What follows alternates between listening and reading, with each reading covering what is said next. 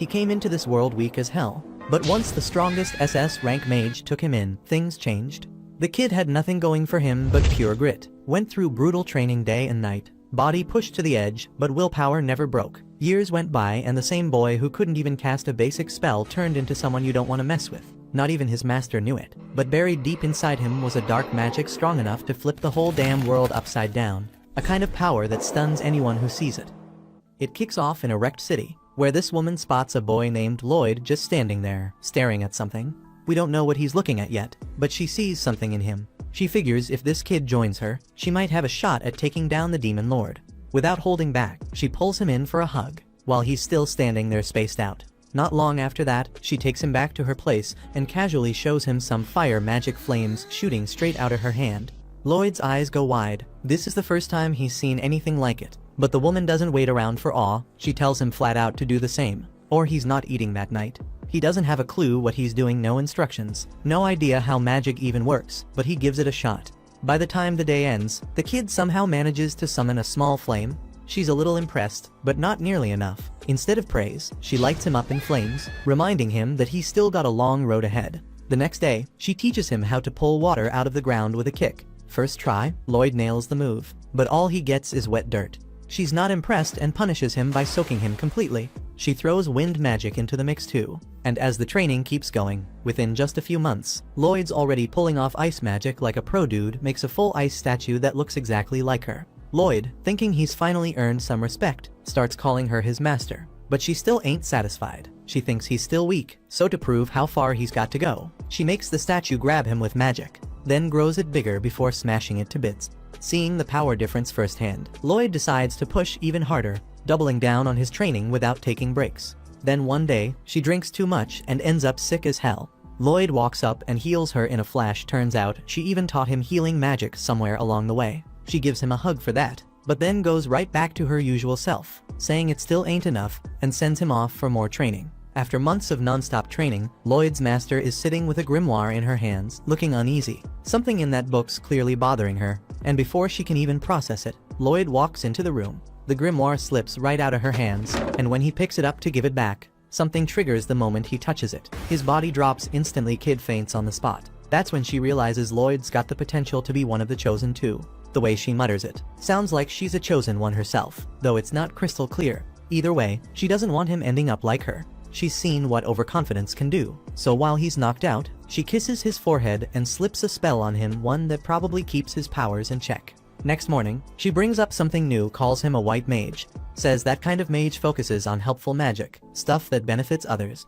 To get him started, she tells him to use his healing magic on an apple tree to grow a bigger apple. He does it, and it works, but then she casually shows off and makes the whole tree pop with apples like it's nothing. Later that night during their lesson, Lloyd gets curious about something called ancient magic. Soon as he brings it up, his master shuts it down, tells him that kind of magic disappeared ages ago, and he doesn't need to bother with it.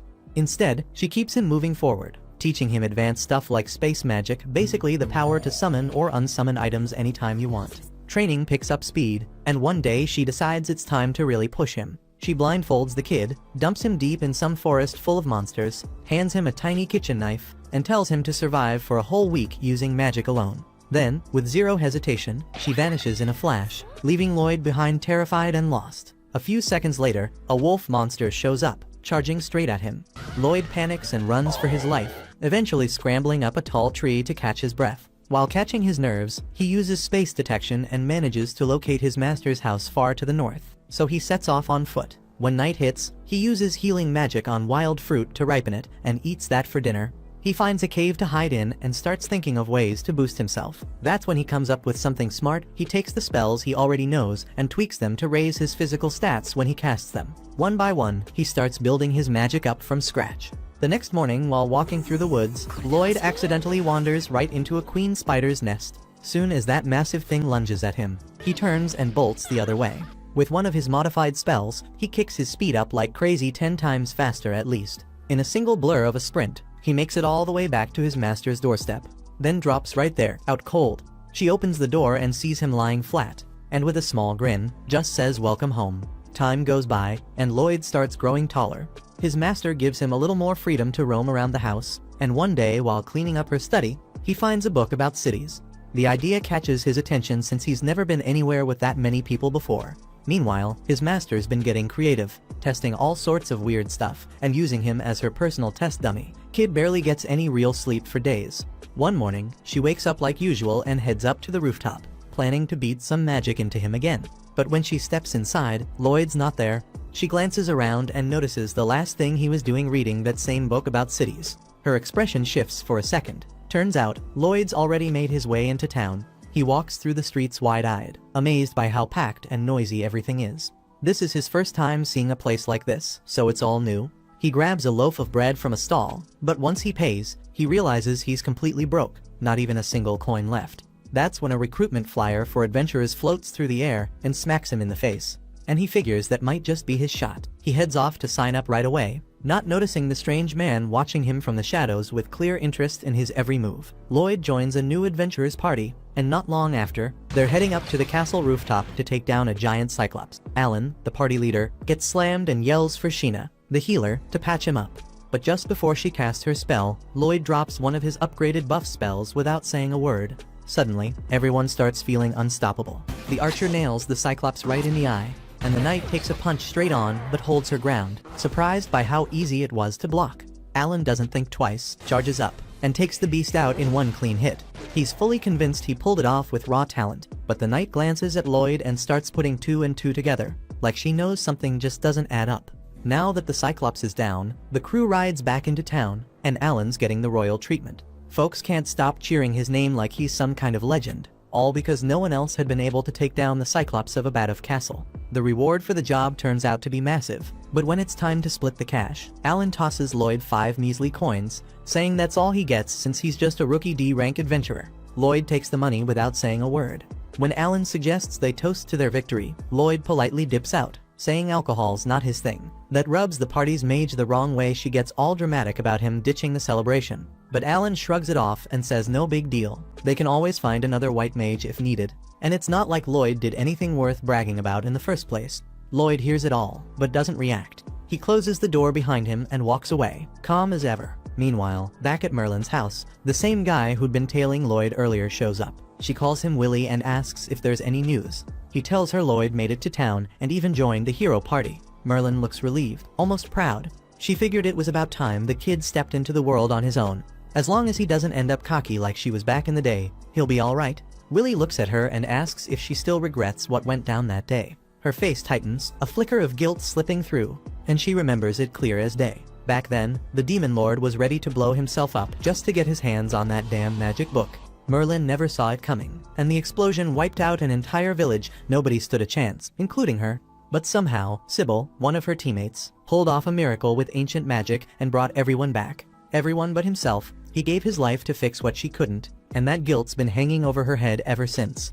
Back on Lloyd's side, he's still with the hero party. Every time they're close to getting wrecked in a fight, he drops a clean buff on them, keeping the team running smooth like clockwork. Thanks to him, they're practically unbeatable, but nobody knows he's the reason they're cruising through every battle. Later that night, Rena's up reading about defense stats when Alan walks into her room. She tells him she's been wondering about something lately. The monster hits don't feel as hard on her shield, and she's not sure why. Alan says he's been feeling stronger too, figures it's just raw talent kicking in. But Rena shoots him a look and reminds him he hasn't trained in days, so whatever's going on, it's definitely not him leveling up on his own. At the same time, deep in the woods that night, a couple guards are finishing up their patrol when one of them suddenly screams in pain. His partner looks over and sees this massive golem towering above them, and in that split second, it hits him he's about to get killed doing a job that barely pays enough for lunch. By the next morning, the guard captain is already talking to Alan, asking for his help. Turns out the guys on patrol were killed in a brutal way, and they're guessing a golem was behind it.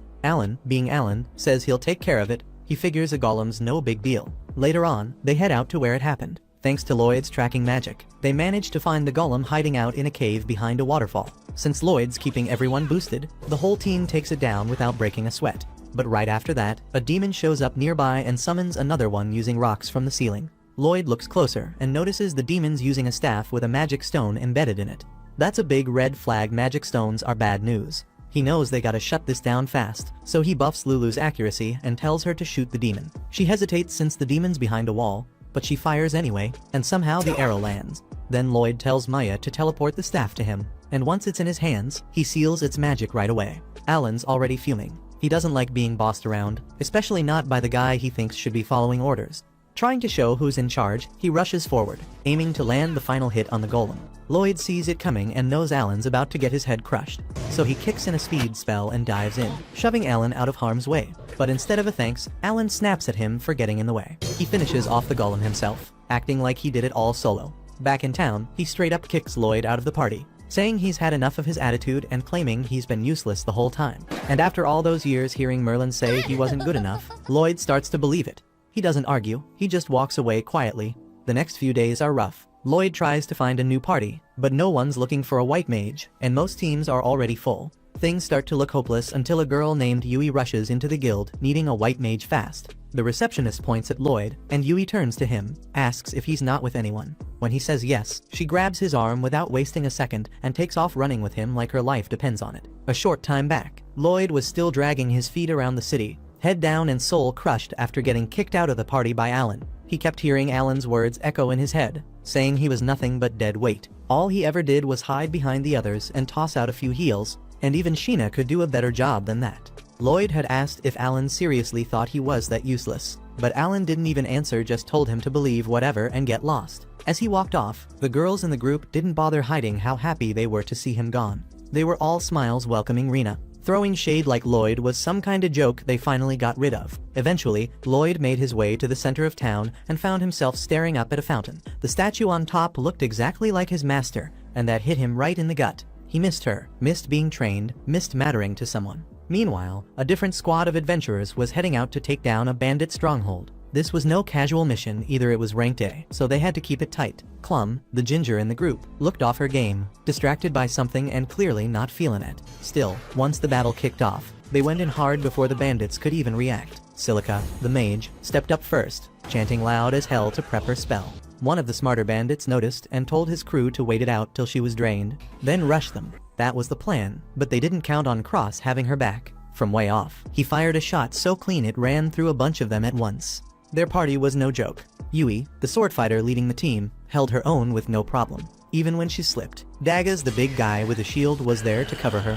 Clum came through too, casting a buff that jacked up Dagas' strength, letting him smash through the front line like a beast. The bandit boss saw the tide turn and tried to make a break for it, but Yui was already in his face. She told him to stand down and not make it worse. He yelled at her to explain who the hell they were and why they stormed the place. But then he spotted the golden pendant on her chest. His face changed quick, he knew what that meant. She wasn't just tough, she was S rank. Every single one of them was, which meant they weren't just here for a job, they were the kind of folks everybody respected and paid attention to. The boss bandit pulls out his final move, thinking that even if this crew's S rank, there's no way they can handle what he's about to drop. He slams his staff to the ground and fires off a summoning spell, bringing up a massive golem straight from the earth. This thing's built to resist magic, which knocks Silica and Clum out of the fight completely. Even Cross knows his arrows won't do much against that kind of tank, so that leaves just Dagas and Yui to go toe-to-toe with it. Yui doesn't flinch. As team leader, she steps up and hits the golem head-on, slashing with full power. But the thing doesn't even blink. It tanks the hit like she tapped it with a stick. She yells for Clum to give her that power-up, but Clum's out of it again, totally zoned out. Yui has to scream at her before she finally reacts and casts the buff. That one spell kicks Yui's strength into overdrive, and with that boost, she cleaves the golem clean in half like it was made of paper. With the job wrapped up, they round up all the bandits, including their boss. Afterward, Yui pulls Clum aside for a talk. Clum straight up apologizes for blanking out and says she's not cut out to be an adventurer anymore. Yui gets it though. She knows Clum's mind's been on her sister Sylvie, and she asks how Sylvie's doing these days. But before Clum can even answer, the scene cuts to Lloyd again. It's been 3 days, and the poor guy still hasn't found a new party. He's posted up near the guild counter when someone starts yelling about needing a white mage. Turns out, it's Yui. Lloyd doesn't waste a second. He steps up and tells her he's a white mage, and Yui doesn't even ask for his rank. She grabs his wrist and drags him straight to her crew's base. Once there, she introduces him like he's already part of the team, even though he hasn't said yes. Her squad catches on quick, they've seen her do this before. Cross breaks it down for him, saying they've got a high priority mission and no time to replace Clum properly. They need someone fast. Nobody thinks Lloyd's the right pick, and truth be told, neither does Lloyd, especially after realizing this group's full of S-rank adventurers. Even though Lloyd's already given up on himself, Yui hasn't. and she straight up demands he show them what he can do. He's convinced he's gonna disappoint them, but decides to try anyway. First thing he does is pull a staff out using storage magic, and that alone makes everyone raise an eyebrow. Then, without chanting a word, he hits the whole squad with a physical boost. They don't feel much at first, but Yui swings her sword just to test it and slices through a tree like it's made of foam, leaving everybody wide-eyed. Lloyd casually explains that he didn't just cast one buff, he stacked 5 enhancement spells on top of each other, which is why Yui's power skyrocketed. That's enough to shut down any doubts they had. Clum's magic doesn't even come close to that level, but Lloyd still seems clueless about how insane his magic really is. He admits he used that many layers because he figured if he only did one, it wouldn't be enough for a top-tier team like theirs. He thought it'd come off as weak, and he wanted to make a good impression. Judging by their stunned faces, though, he assumes it flopped and what he did was average at best. Getting talked down to for too long can wreck a person, and right now Lloyd's confidence is in the gutter. He figures they weren't impressed and says he doesn't want to slow them down, so he turns around and starts walking off. For a second, nobody says a word, still trying to process what just happened. But Yui snaps out of it and yells his name loud enough to shake the place. He stops and walks back, just to see what she wants. That's when he opens up. He tells them where he came from and how the hero's team kicked him out for being useless. Yui's shocked he was ever part of that crew, but Lloyd downplays it. He says they don't need to be impressed and suggests they stick with their old white mage, instead it'd probably be better for all of them. They start telling him about Clum, how solid she is and how she used to run with them. But her sister Sylvie's been sick. Even while adventuring, Clum still looked after her, but lately she's been drained, and it's messing with her focus. Last time they fought, she zoned out and nearly got them all killed. Nobody blamed her, and they were fine keeping her around, but she got so anxious about being a burden that she walked away. Normally they can handle quests without a white mage, but when it comes to rank jobs, it's a different game. Clum wasn't just useful, she was family. Yui says she's been worried sick, and the rest of the team agrees. Lloyd sees how much they care and starts thinking maybe they saw her more as a sister than just a teammate. When they say yeah, he realizes how lucky she is to have folks like that, especially after what he's been through. He asks what kind of sickness Sylvie has and learns she's turning into a damn magic stone. That hits a nerve. He remembers reading something with his master about magic stones and asking if it was reversible. She said it was. That gives him a little hope, so he asks Yui to take him to Clum's place. They get to her house, she opens the door, and they sit down to talk. He asks her more about Sylvie's condition. Clum explains that both she and her sister used to take missions together, but on one of them, Sylvie got hurt. She wasn't there when it happened, just found her injured. Lloyd asks exactly how it started, and instead of explaining, Clum decides to show him. She takes them to Sylvie's room. As soon as the door opens, Lloyd feels the heavy magic pressure flooding out. Clum walks in and lifts the blanket. Sylvie's legs and hands are already stone. She says it's creeping through her body, little by little. Lloyd quietly tells her he thinks he can heal her. Clum doesn't buy it. She already tried every top-tier mage she could find, and none of them had answers. So she figures some random white mage won't either.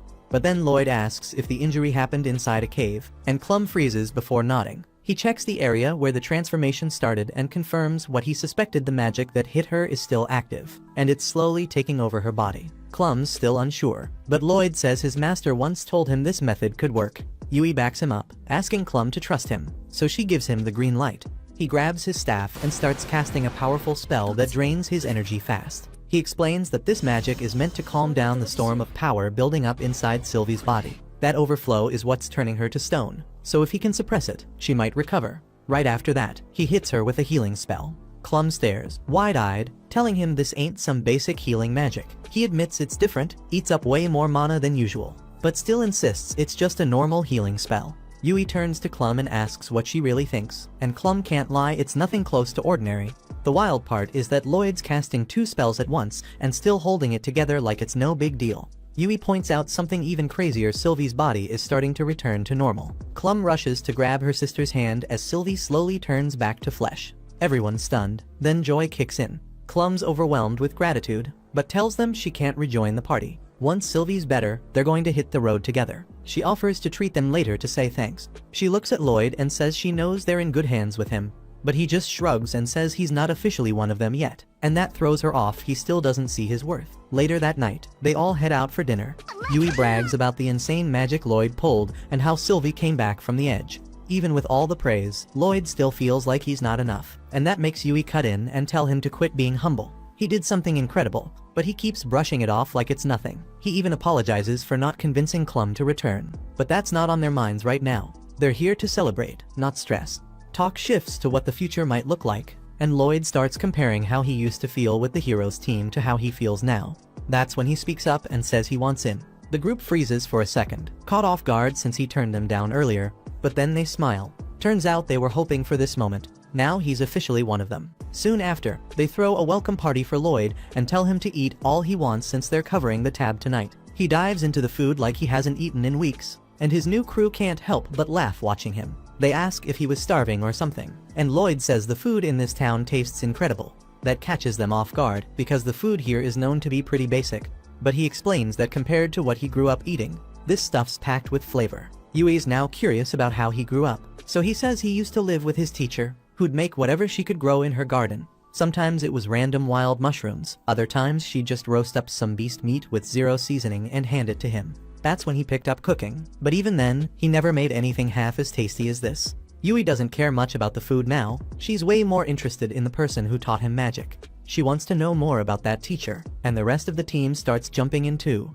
Silica asks if she's a white mage, but Lloyd says not really, she's more into combat magic, and he'd see wild explosions every time she trained alone. Silica's shocked that someone who's not even a white mage could teach him so well, and he says Merlin's on a whole other level. Silica jokes that she wants to meet her and learn something, but Lloyd cuts in fast, telling her she'd regret that wish for the rest of her life if she knew the full story. After the chat about Merlin, they decide it's time for a strategy meeting. Yui tells Daggers to brief Lloyd because she's trash at giving serious explanations. Daggers says their mission's to wipe out monsters that have been messing up the nearby farms. Silica adds that multiple monster types have teamed up into one pack. That's new to Lloyd, and Daggers admits it's new for them too, but it's not something they can take lightly. Out of nowhere, Cross comments that since they're going up against a big crowd, he and Yui are gonna struggle since close-range fighters suck at crowd control. Yui agrees and says Silica's gotta carry this one because she's got wide area spells. But even Silica's stressed, saying those spells burn through mana way too fast.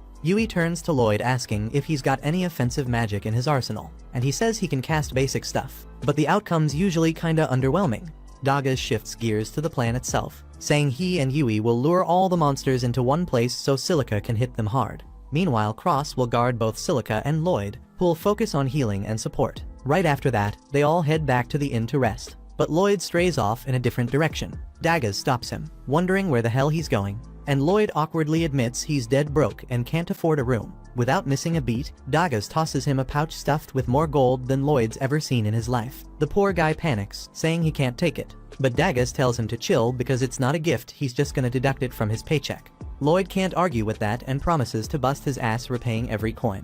Next morning, the whole crew gathers outside the inn, with Yui dragging herself in last. She looks around and asks where the hell everyone's luggage went. Turns out, Lloyd already stashed it all inside his magic storage, which blows her mind. She immediately hands him her stuff too, and he packs it in like it's nothing. Yui and Silica start hyping him up like he's some genius, but Lloyd says he could show them how it works. They all freeze, stunned that anyone could learn this skill, and he tells them it's not that hard, though boosting its storage size takes some effort. With that, they finally set off on their mission. While walking, Lloyd starts to understand how good it feels to have fun even during a quest. Since they didn't have to carry anything, they reach their first camp spot way ahead of time. Lloyd unloads their gear from storage and helps set up the tents. Yui's already eyeing the river, ready to go splash around, but Daggers shuts that down, saying they still need firewood and food. Lloyd steps up to grab the firewood, and Yui thanks him for cutting down their chores.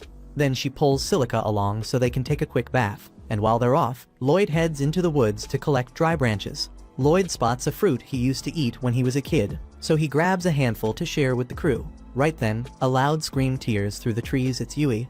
Without thinking, Lloyd bolts toward the sound and finds a huge serpent monster going after Yui and Silica, both caught off guard with no weapons in hand. Lloyd throws himself at the monster, forcing its attention off the girls. That gives them just enough time to run to the shore, grab some towels to cover up, and toss a couple of weapons their way. Once they're armed, Lloyd hits them both with enchantment spells on the spot. Yui charges in and slices the damn thing clean in half with one strike. But even after that, the monster's head still wriggles, trying to land a hit. Silica yells for cover and blasts it with a fireball, frying it on the spot.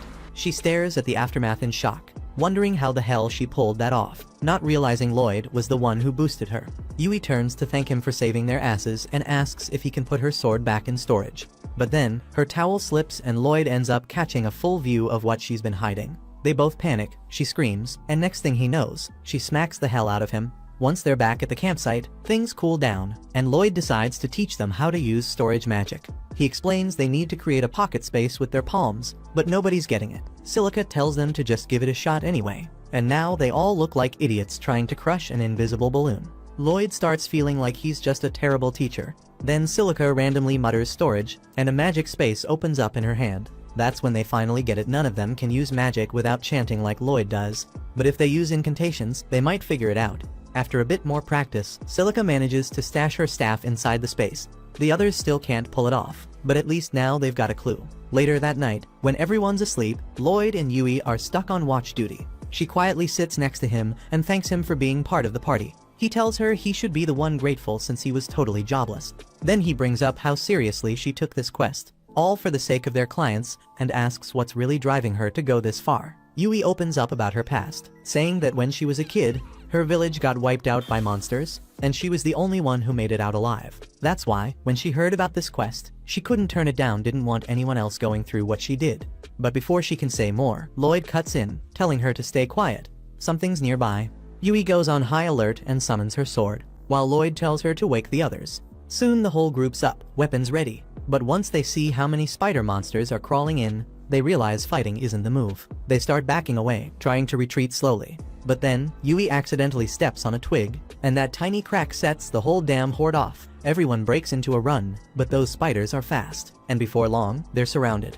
Webs start flying out of their nasty bug asses, and the team manages to block the first barrage. But one spider manages to snatch Silica's staff. Then they start building a silk cage around the group, and panic sets in fast. Lloyd steps up, saying they need to stop the spiders in their tracks before they get overrun. He buffs everyone up and tells Yui to go in first. She launches herself up, slicing clean through the web, and cross-grabs Silica's staff, tossing it back to her. Yui charges at one of the spiders, blocks its sticky shot, and slashes off its legs in one clean motion.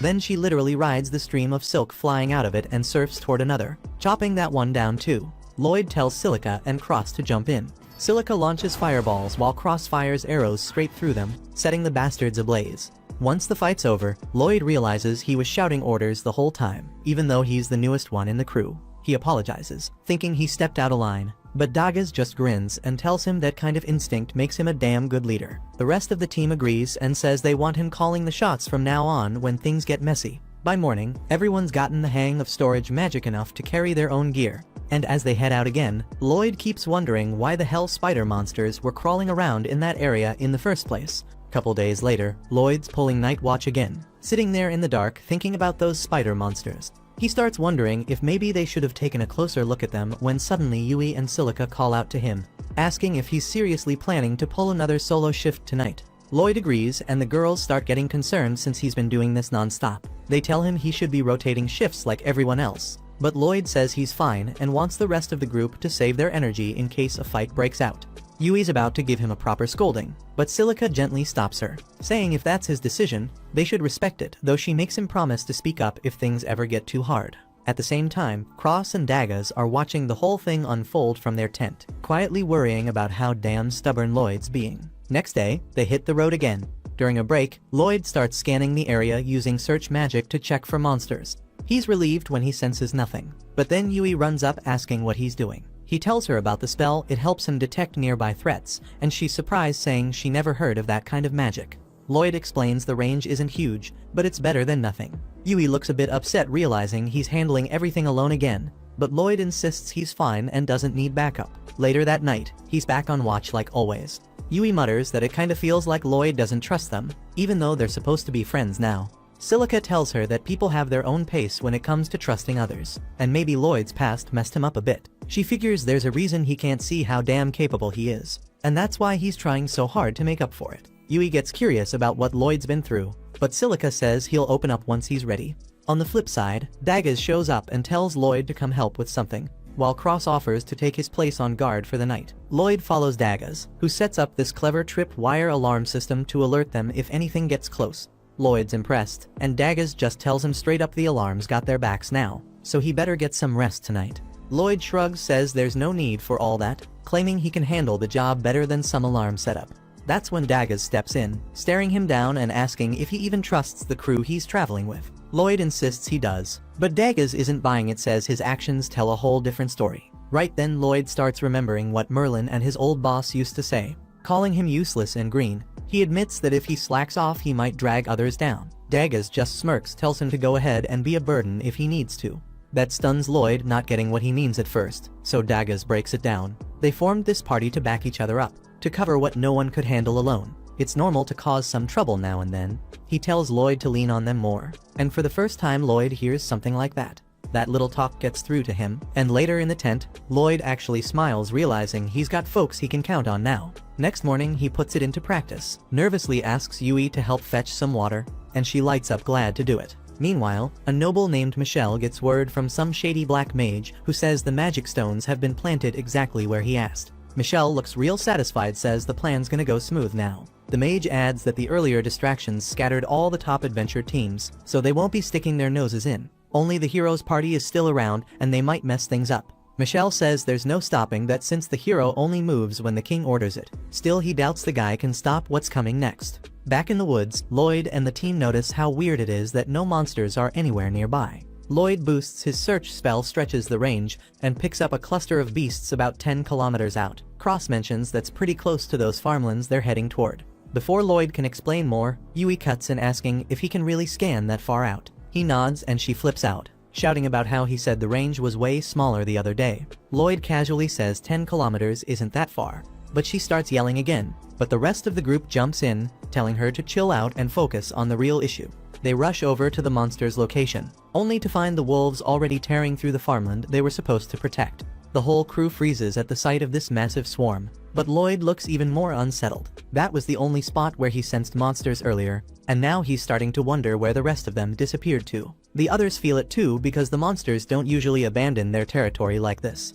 As they try to figure out what the hell's going on, Cross narrows his eyes and spots something weird buried in the middle of the wolf pack. No one else can make it out, so Lloyd casts a quick spell to give himself some telescopic sight. Now he sees it too, a strange black rock sitting dead center in the chaos. He gives the same vision boost to the others, and once they lock on they finally see it. Daggers says it looks like some kind of magic stone, and Silica points out the creepy dark aura coming off it. Lloyd nods, says that's probably mana leaking out, but then it hits him, because that energy feels a little too familiar, like the magic used by beast folk. Then he remembers something Merlin told him a while back, about how the beast tribes have a spell that lets them control monsters. So this damn rock might be doing the same thing. Without wasting time, Lloyd activates his search spell again, and his heart drops when he spots another huge wave of monsters heading straight for them. Now it all makes sense. That stone's the reason behind this madness. He still doesn't get who's behind it, but right now they've got bigger problems. Some of the group suggest falling back, but Yui's not having it, says they leave now. Those monsters will torch everything.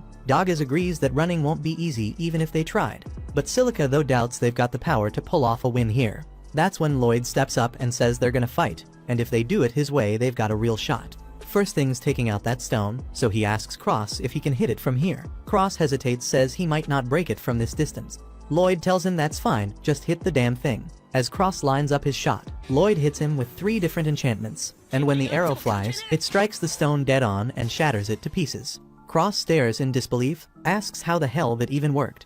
Lloyd shrugs and says he enchanted him, his bow and the arrow, says it like it's no big deal, just something any white mage would do. But everyone else is floored since normal healers can't pull off that kind of enchantment combo all at once. Right then, they notice the wolves turning on each other. With that cursed magic stone gone, their natural aggression kicks back in. That's exactly what Lloyd had planned, and he grins, saying the first part of the plan worked. Problem is, that giant horde still charging through the forest hasn't stopped. Moments later, the monsters burst out of the woods. Silica steps forward alone to face them. They keep closing in fast and furious, but Lloyd waits till the very last second before giving her the go. She snaps into action, unleashing a tornado of fire that roasts everything in its path. The crew stands frozen, stunned by the sheer power she just dropped. Lloyd quickly tells her to keep hammering them with wind and fire spells. Then he runs straight to Cross. That blast left the field covered in smoke, which blinds the flying monsters, but also hides them from the team. Lloyd links his mind with Cross using telepathy, then uses his search magic to lock onto each airborne target. Now that Cross can see them through Lloyd's senses, he picks them off one by one, not missing a single shot. In the middle of all this, Lloyd hurries back to Silica for the final part of the plan, but she's out of mana. He doesn't even hesitate, dumps a surge of his own into her like a damn human battery. The boost hits hard and drops him to his knees, but he tells her not to worry and just casts the next spell. She listens and calls down a heavy rain that douses the spreading wildfire before it gets out of hand. It drains her completely, and she drops to the ground, but Daggers catches her right in time. Yui rushes over, tells her she did amazing, and that now she and Daggers will handle what's left. While they head out to clear the stragglers, Lloyd and Silica stay behind. Finally catching a breath, Lloyd suddenly collapses, muttering that he still needs to get stronger if something this small wears him out. Not long after, Yui and the others return, having wiped out the rest of the monsters. But before they can relax, Lloyd tells them they've got no time to waste, his gut screaming that this was all a diversion, and the real threats headed straight for the city of Ishtar. Everyone's still trying to process what just happened when Lloyd casually pulls out a full crate of mana potions from his storage. He downs one in a single gulp, then tells them the whole mission was a damn setup meant to lure top adventurers out of Ishtar and weaken the city's defenses. Cross argues that Ishtar still has the Heroes Party and the Night Order, so taking it down won't be that easy. Daggers though says Lloyd's theory actually makes sense. But Yui doesn't want to wait around, says she's heading back just in case, and right as Lloyd finishes his potion, he casts a buff on the whole team, tells her they're moving now, then takes off running toward the city like the ground's on fire. Everyone stares, stunned by how fast he is, and when Yui tries to keep up, she realizes she's blazing too faster than Kevin Hart on a sugar rush. The rest of the squad follows, and they don't even blink when Lloyd mentions he boosted their speed so they could make it back faster. While Lloyd and the others are hurrying back to the city, the Count's lounging at his desk with a glass of what better be red wine. When General Giliste walks in, asks how the plan's going, and the Count says things are almost ready. Says that girl Giliste snatched has been surprisingly helpful. He's got a list of twisted ideas he wants to try on her, and once Ishtar falls, he'll have all the time in the world to get started. Giliste gets a chill, feels like the Count's cooking up something way darker than he's letting on. But he doesn't say a word. The guy used to be the Demon Lord's right hand, whatever's in his head, it's not something you question. Meanwhile, the girl's still locked in the Count's dungeon, barely hanging on. He brings her potions now and then, drains her magic, and uses it to craft those beast-attracting crystals he's been spreading. It's happened so many times, she's completely lost the will to fight. Back out in the field, Lloyd's group is flying. They just cleared a wide patch of grass, and they're making great time. But Silica starts getting worried, glances over at Lloyd, and says it must be hell keeping speed enhancement magic going for that long. Lloyd doesn't see why it's a big deal, because once you're used to it, the mana cost drops way down, it doesn't even scratch him anymore. The others ask what he means by getting used to it. So Lloyd tells them that back when he was younger, Merlin dumped him right in the middle of the forest and left him to figure out how to make it back home. As a white mage, he didn't stand a chance against the monsters out there. So all he could really do was boost himself with support spells and run for his life. Kept testing out different kinds of magic non-stop until he finally made it back. The rest of the group just stares at him stunned. But Lloyd says he figured that's how normal training goes, nothing worth making a fuss over. But Yui and Silica freeze for a second, looking at each other like they can't believe he just said that. Then they break it to him legal guardians aren't supposed to abandon their kids in the woods and hope for the best. They try to be as gentle as they can, but somehow Lloyd takes it the wrong way, thinking normal kids must go through even harsher stuff, and to him, that means he's just not good enough yet. Once the group finishes resting, Lloyd casts the enhancement spell again, and they get moving, racing toward the city. But not long after, he comes to a hard stop, and the sudden halt makes everyone trip over themselves. They all ask why he froze like that, and Lloyd says he picked up something strange on his scan, can't tell what it is yet, but it doesn't feel like a normal monster. It's more like a hunter stalking prey, says he's gonna check it out and tells the others to keep going. Yui shuts that down quick, tells him he has no clue what he's walking into, and if it turns out to be dangerous, he won't be able to handle it solo. Lloyd nods, says she's got a point, and the rest of the group agrees they're a team, and it's only right they face stuff like this together, which makes Lloyd genuinely thankful they've got his back. He leads them closer to the source of the presence, and once they're near enough, he confirms it, there are demons inside that house. Yui's eyes widen when she hears that, asks if he's absolutely sure, since demons are supposed to be restricted to the Magocracy. They've been after control of this continent for a long time, but right now, they're not supposed to be anywhere near the three major nations. The others look at Lloyd like he's completely lost, since everything they just talked about is common knowledge, but he's standing there like he's never heard a word of it before. He gets a little awkward, then admits he doesn't remember anything from when he was a kid. Says the first memory he's got is from the day Merlin took him in, and by then, the war had already ended. Now if there really are demons hanging around this place, Daggers says they better go tell the city knights fast. Lloyd agrees, but before they rush off, he wants to look into things a bit more. The rest try to stop him, tell him it's way too risky to get any closer, and he gets that. But something about the mana he's sensing from that house feels off. It's almost the same as the mana from that magic crystal that drew in all those monsters earlier, so to him, it makes sense the demons inside are tied to the one behind the whole city attack. If that's what's going on, then Lloyd figures it's worth taking a chance, and Yui's got his back. She talks the others into going with it, says it's their job as adventurers to stop threats before they blow up into disasters, and these demons sure look like trouble. Besides, if they're lucky, maybe stopping them now will stop the attack on Ishtar before it happens, so they go for it. But when they reach the window and look inside, the place is straight up empty. Lloyd checks again to be sure, and this time he spots the demons underground, and they're clearly planning something bad. He turns to Silica, asks if she's got earth magic, since that's the only shot they've got. She nods, says she can handle it, so Lloyd buffs everyone with enhancement magic.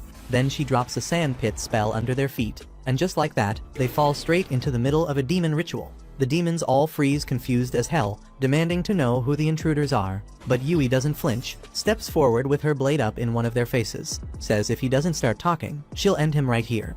Before he even opens his mouth, another demon jumps in and blasts a bunch of rocks her way using earth magic, forcing her to block just long enough for the first one to slip out. He bolts right past the one who saved him, then wastes no time and shoots one in the chest. And the coward who ran doesn't even look back, rushes through the door and locks it behind him so Yui can't follow. While she's trying to open it, the two remaining demons creep toward her from the side. But Cross fires again, lands a shot in each of their thighs, and that gives Yui the perfect opening to take them both down without a fight. With the room finally clear, the whole crew regroups fast and heads after the last one before he gets too far. Behind the door, the demons already got the girl wrapped up in a cocoon with magic, clearly trying to haul her out of there. But then Yui and the others come crashing in, and he spins around, sees them and runs again. They go after him, chasing up the stairs and into the open. But he's fast, and if they don't cut him off, he might escape. Lloyd calls out to Yui, tells her to circle ahead and block his path, while he sends Silica and Daggers around from both sides to trap him. Soon enough, the guy's stuck with nowhere left to run, and Lloyd steps forward, tells him it's over, says he's got a lot of questions and he's not letting him leave until he gets answers. But the demon's not backing down, fires off a desperate lightning spell, hoping to wipe them all out in one shot. But Lloyd's already on it, throws up a shield that covers the whole team, and the blast bounces right back, piercing straight through the demon's chest and dropping him on the spot. Once the fight's done, Lloyd walks over to the cocoon and starts unwrapping it carefully. But what he finds inside throws him off. It's a beast girl, unconscious and barely breathing. They carry her back to the cabin, lay her in bed and try to let her rest. But with all the demons gone, there's no one left to question. And the only person who might know anything is this girl, and she's in no shape to talk. Then Daggers turns to Lloyd and asks if there's any way to heal her. And Lloyd says he'll try, lifts his staff and starts channeling magic over her body, hoping it's not too late. Silica watches in disbelief at how smooth Lloyd's healing magic works. And when she asks about it, he shrugs and says he made a couple of tweaks in his spare time. Yui narrows her eyes and makes sure he hears her loud and clear. Most adventurers can't even touch their spells, let alone improve them. Says what he's doing isn't just rare, it's unheard of. Lloyd looks a little surprised by that, says he had no clue it was anything special since Merlin always made him help refine hers. But he gets the message and doesn't try to play it down this time. Not long after that, the girl finally starts to move, and once she opens her eyes, Yui jumps straight in with a wave of questions she's been dying to ask. The girl struggles to keep up, but she manages to tell them her name Claire, so at least they're getting somewhere. Then Lloyd steps in and takes over, asks if she knows why the demons locked her up. Claire stays quiet for a moment, so Lloyd shifts the tone and tells her they're just a group of adventurers who came to help a farm under attack. Says they found a magic crystal buried in the middle, summoning monsters non-stop. Then he mentions he could sense beast magic leaking from it, and that he's heard some beast folk can use spells to control monsters. That's why he asks if she's the one behind those stones. Claire freezes for a second, then nods and admits it's her magic, but says the demons forced her to do it. Now that they've got the truth, the whole group starts putting the pieces together. If the demons are using those stones to call monsters, and Claire's magic is powering them, then it's clear they want to launch a full-on attack on Ishtar, which happens to be the gateway to the continent. They agree to head back fast and take Claire with them before things spiral any further. Back in the city, a couple of guards stumble across one of the magic stones, but it's already too late to stop anything. The monsters have started pouring in, and it won't be long before the entire place gets swallowed up. Meanwhile, the crew stops for a quick rest, and that's when Lloyd picks up on something bad. He senses a wave of monsters heading for the city, and behind them, an even bigger force closing in. There's no way they can hold off all of them by themselves, so he makes a call. He tells Yui and the others to rush ahead and warn the knights while he stays behind with Claire, planning to use her magic to stop whatever's coming before it reaches the city. At the same time, back in the city, Alan is getting frustrated because he has been trying to find a replacement for Lloyd. But every white mage who applied can barely cast 2 spells at once, while Lloyd could toss out 5 with ease. Rena tells him Lloyd might have been a special case, but Alan refuses to accept that. His pride will not let him admit he was wrong, so he decides all the white mages in the city must be even more useless than Lloyd was, and they just need to keep recruiting until a useful one shows up. Right after that, a member of the Imperial Guard steps into the room carrying bad news. He informs the party that monsters have been spotted outside the city, and there are over 10,000 of them, and the report says the count is still growing, so the king wants the hero party to assist in defending the walls. Anyway, Alan still believes he and his team are the strongest around, so he agrees to the mission without giving it much thought, and seeing how laid back Alan is about the whole thing. The guard lets out a relieved breath because he thinks Alan knows what he is doing, but spoiler alert, he has no idea what the hell he is doing. Next, once the guard leaves, Sheena asks Alan if he is sure about this, since 10,000 monsters is a lot for them to handle on their own, but Alan is not worried about that. He is more interested in the glory he will claim once he fulfills a royal request, cementing himself as the strongest person in the entire kingdom. And from the way he talks, the others can already tell this is gonna end with their asses in the ground. At the same time, out in the forest, Lloyd and Claire have just located the second wave of monsters moving through the trees in a broad line between the trunks. And if these monsters join the mass already converging on Ishtar, there is no way the city survives. Then Lloyd tells Claire they have to do something to clear the monsters out, but she is uneasy and asks if there is a way to stop the horde without killing them. Because even if the demons were controlling her, it was still her power that pulled all these monsters here, so she feels partly responsible. Lloyd can tell Claire cares about the creatures, so he promises to find a plan that saves the town and keeps monster casualties to a minimum. And to do that he needs her help, asks her to use her magic to send the monsters back to their natural habitats as fast as she can. At the same time, Claire says it is possible, but she is not sure she can pull it off with that many gathered in one place. So Lloyd tells her the story might change if he layers support magic over her and boosts her abilities, and Claire is not sure it will work, but she is willing to give it a try, steadying her breath and nodding once. Then she starts to use her magic to speak to the monsters, now letting the rhythm build, yet before the spell can take hold, something in the forest cuts it off. A hard ripple that snaps the thread, so she will not be able to do anything until they figure out what is causing the interference. At the same time in the guild, Alan calls a meeting with every adventurer left in the city, and he is disappointed by how weak the room seems. Sheena explains that all A-rank parties and above were sent out on missions, so the ones left are B rank and below, which is not ideal, but that does not mean he should insult them, since they are still willing to fight for the city. Meanwhile, Alan has been treating the B-rank adventurers like disposable pawns, and they are starting to get angry. But before it boils over, the guild branch manager steps in and tells everyone to calm down. They are here to fight monsters, not each other, so they do not have time to waste arguing. Alan agrees to stop disrespecting the others, and since they need an attack plan, he stands and announces that every mage should fire their most powerful spells at the start, taking out 10 monsters each to punch a hole in the front. While the mages recover their mana, Alan and the rest of the Malif fighters will rush in to buy time. He intends to repeat the cycle as long as it takes until all the monsters go down, and in theory that is not a bad strategy. But the adventurers tell Alan they do not have the firepower to make that happen. At best, their strongest spells could drop 1 monster, so there is no way they will kill 10 each. Alan starts calling them incompetent, and then Maya speaks up and says she would not be able to do it either. Alan asks what she is talking about, so she explains that a while ago her spell potency suddenly dipped, and she has not used magic as efficiently since.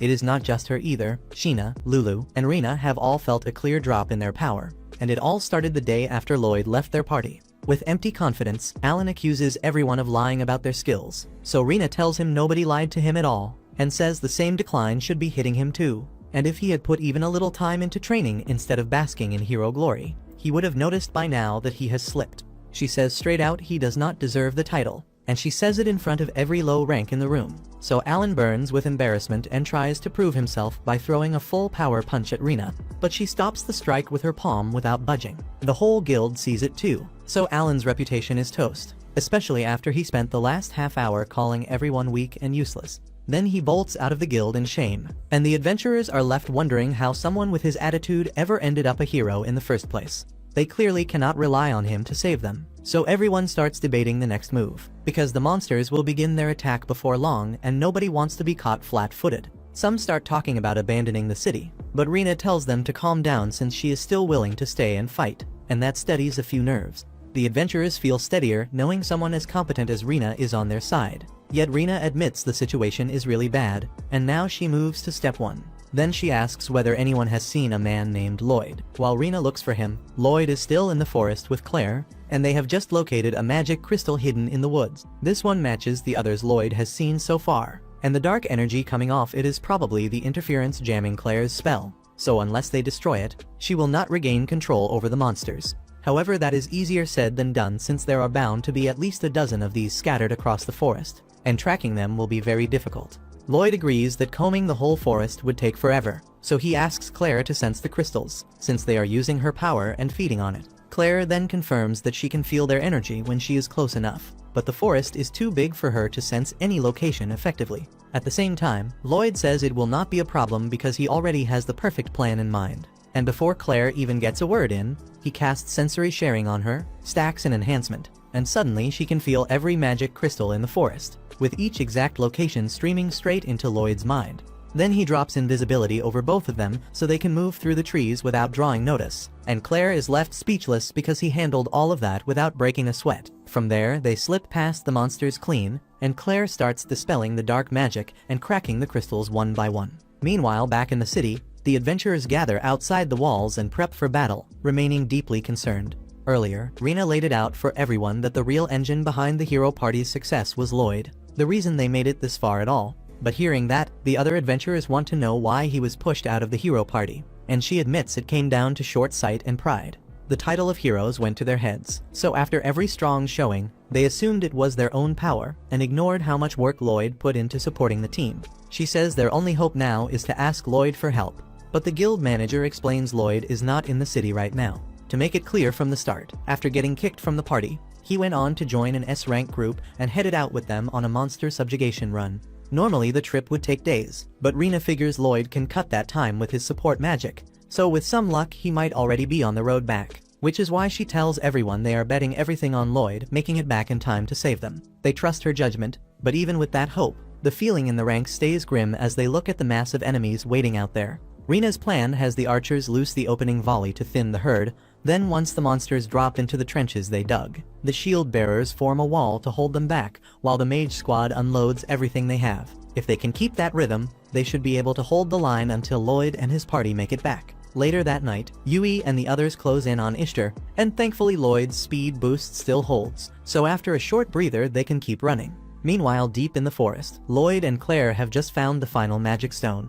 Once they disable it, the monsters finally snap back to normal. Bad luck though. The local crowd happens to be high wolves and blood panthers, and those two breeds have old evolutionary beef, so the instant they settle, they turn on each other and start brawling. In the middle of the chaos, one beast slams into Claire, and the jolt knocks off the invisibility Lloyd cast on her, so every monster in sight whips toward her. Fear locks her up, and she forgets that her power literally lets her control monsters, so she is about to get torn apart. But Lloyd dives in and drags every eye off her to keep her safe. Back in the city, things are not much better.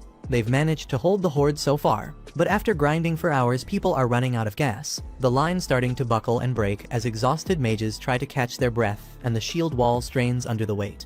It's clear they can't last much longer, yet just as the last hope begins to fade, a massive fireball rips across the field, as Yui and the others have finally arrived. Meanwhile, on Lloyd's side, he keeps slipping past swipes and lunges, doing everything he can to avoid getting clipped, and under these conditions that is about all he can do. Claire is amazed by how fast he moves, but she does not know why he is not striking back, since she is certain someone as strong as him could handle beasts like this. She remembers the promise Lloyd made to keep monster casualties to a minimum for her sake, and that explains why he refuses to cut them down. She doesn't want to let Lloyd suffer because of her, so she kicks in her powers and goes full Nicki Minaj, singing a tune that gets all the monsters to calm down and walk back into the forest. Lloyd wishes she had done it earlier, but he is still impressed, so he asks what she did. Claire says she simply used her power to ask the monsters to return to the forest, and they listened because the control is gone. Now that the mines in this area are free again, Lloyd says they need to move fast and hurry back to Ishtar. Meanwhile, over in Ishtar, the fight is still brutal, even with Yui's party helping. They have not put much of a dent in the horde, and weapons and mana are running dry, so it feels close to the end. But Rina urges everyone not to give up, says eventually they will find a way to win. But the front lines are already breached and people are getting hurt everywhere along the streets. They hang on until morning, but by then every layer of defense is wrecked. So the guild manager fears this is the end of the city of Ishtar. Right before the monsters can flood the gates, a clear voice rises from the cliff near the forest, and the singer is Claire. Her song boosted by Lloyd's magic, with a little help from Nicki Minaj's curves. With that combo at work, the monsters quit attacking and march back into the trees in long lines, so the city isn't being overrun anymore. Once the field clears, Claire lets the song fade and nearly collapses from the strain, and Lloyd catches her and holds her steady. They are both relieved they kept the city from falling. But the crisis is not over, since the demons planned the whole thing and never bet on a single path, and now a horde of golems is marching toward the city. At the same time, Count Michel relaxes in his castle, certain the city of Ishtar has already been trampled by monsters. Yet a messenger rushes into his office with an urgent report in hand. At the outset, Michel assumes it's the notice that Ishtar has fallen. But to his dismay, the messenger says the monsters abruptly stopped the assault and scattered back into the forest, all except the golems, which for some reason couldn't hear Claire's song. Lloyd figures the demons are meddling behind the scenes, and at this pace the golems will cause heavy damage, so he casts a speed boost on Claire and tells her they need to sprint to town right away. As they thread past the golems, they get spotted, so Lloyd tells Claire to fall back to avoid the golem's punch before it lands.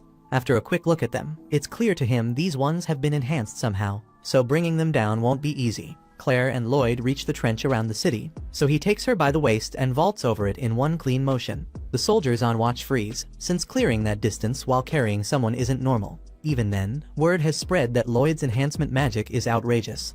After they land on the far side of the trench, he links up with Yui and the others, and they thank him for everything he did to save the city. Lloyd says the credit goes to Claire, because her magic drove most of the monsters away, but the golems are still coming, so they need to prepare. Right then his knees give out and he drops to the ground, because he's been using enhancement magic almost non-stop for days, and even for him that load is too much to carry. The others tell him to rest because he's overexerting himself, but he says he can't stop until the city is safe. Soon after, the guildmaster arrives, and with him there, Lloyd asks him to look after Claire in the meantime, since her safety is very important to him. The manager understands, so he assigns knights to guard her closely and swears to Lloyd that she'll be safe. With that settled, he's overjoyed that Lloyd made it back in time, because right now he's their only hope. Lloyd gets confused hearing that, since he thought the hero party was still in town. Right after that, Rina shows up and says Alan refused to join the fight. Lloyd can't believe it, because a hero who walks away when lives are on the line doesn't deserve the title. At that moment, he notices the wound on Rina's arm, which looks serious, so he doesn't hesitate to use his magic and heal her. The guildmaster is stunned that Lloyd heals Rina so easily, but he nearly collapses afterward because his mana is already running low. Rina tells him he didn't need to push himself that hard just to treat her. Yet he says he couldn't leave her with an injury that severe. She has been wanting to apologize for not valuing everything he did for her, since he's the reason the heroes party grew strong to begin with. Lloyd stays modest and says he isn't that strong, while Rina insists his support was priceless for the team. Even then, no one gave him credit, and she did know better because she didn't stop Alan from kicking him out. So she wants to offer a formal apology. Right then, the guards ring the alarm bells because the golems arrive, and even if a few tumble into the trench, plenty remain standing, so the guards rush in to cut them down as fast as possible. Lloyd tries to warn them to wait because these golems aren't normal, but it's already too late. A guard's sword shatters the instant it meets the golem, and while he's stuck in disbelief, the golem drops him with a right hook. This is heading south fast, so Rina raises her shield and tells everyone to hit with full force. Yet magic and ranged shots almost bounce off the golem's rough hide, so they pull back, and nerves start to fray.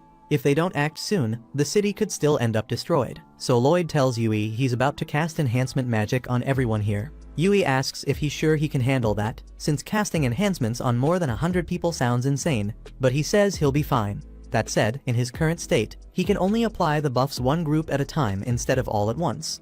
Then Lloyd begins casting his spell, and when he finishes, his legs go weak since his mana is running dangerously low. He tells the others he just put a strength boost on all units at the front and a mana boost on every mage. He also used enhancement magic on the 4 of them as well. But they need to hurry, because in this state, he isn't sure how long the effects will last. Yui understands, and as the golems keep advancing, she climbs one of the towers and calls out to everyone on the field, telling them Lloyd has just cast enhancement magic on all of them, so they should be able to fight the golems now. The soldiers find it hard to believe he really boosted everyone that fast, so they hesitate.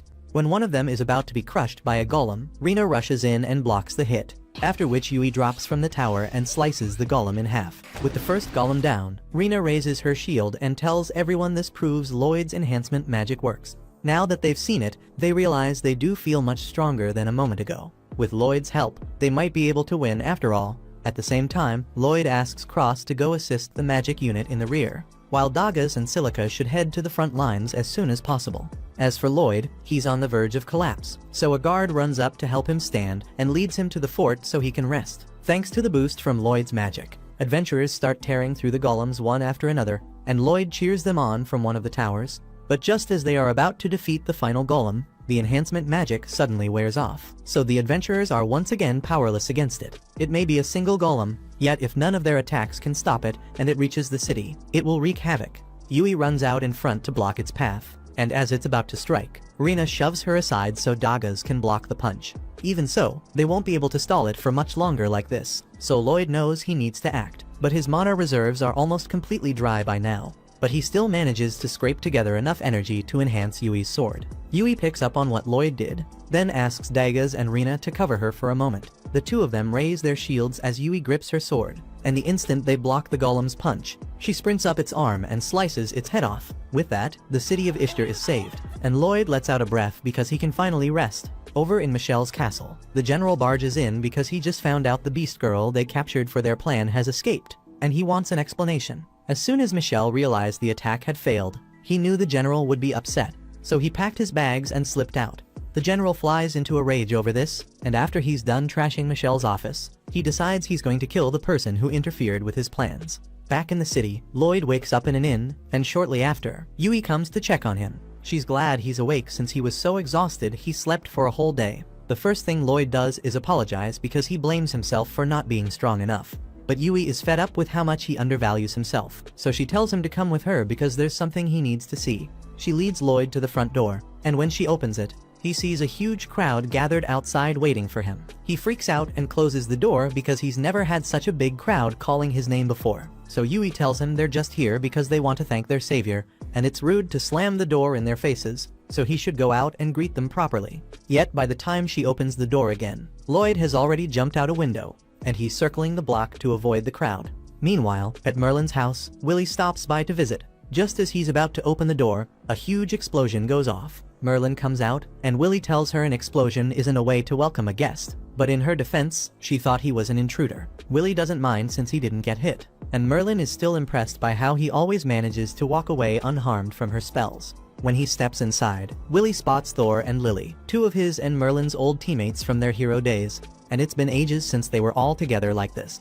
Merlin asks if he has any new word on how Lloyd is doing, so he tells her that Lloyd was kicked out of the hero party a while back. Merlin is shocked to hear it, and she can't understand why the party wouldn't want Lloyd on the team. But Willie says there's no need to worry since Lloyd is now with an S-rank team, so he's doing alright. Merlin is relieved to hear that, yet there's something else Willie wants to tell her, because even if he has never spoken to Lloyd, he has watched him long enough to feel that Merlin must have used some pretty rough parenting methods. Back in the city, Lloyd is watching from the top of a building as crowds of people flood the streets looking for him, and he hasn't figured out what's going on. Right then, his friends find him up here, and he asks them why so many people are after him. So they tell him the people want to show their gratitude for what he did to save the town. However, Lloyd doesn't think he deserves any gratitude, because to him what he did was the least anyone should do. But Yui tells him he's looking down on himself again. He keeps setting unrealistic expectations and beating himself up for no reason. So they all tell him he could use a little more confidence in himself. For the first time, Lloyd seems to understand what they mean. Over at Merlin's house, Willie tells her that Lloyd is far too humble for his own good, and he has no real sense of how strong he is. So it's a miracle that he found a team who wouldn't take advantage of him. Merlin realizes she might have messed up with how she trained Lloyd, but she didn't want him to repeat the same mistakes she made. At the same time in the city, Lloyd finally agrees to face the crowd, and everyone begins thanking him for powering them up during the battle. As far as they're concerned, Lloyd is the new hero of Ishtar, and as for Alan, he and the others are in serious trouble now.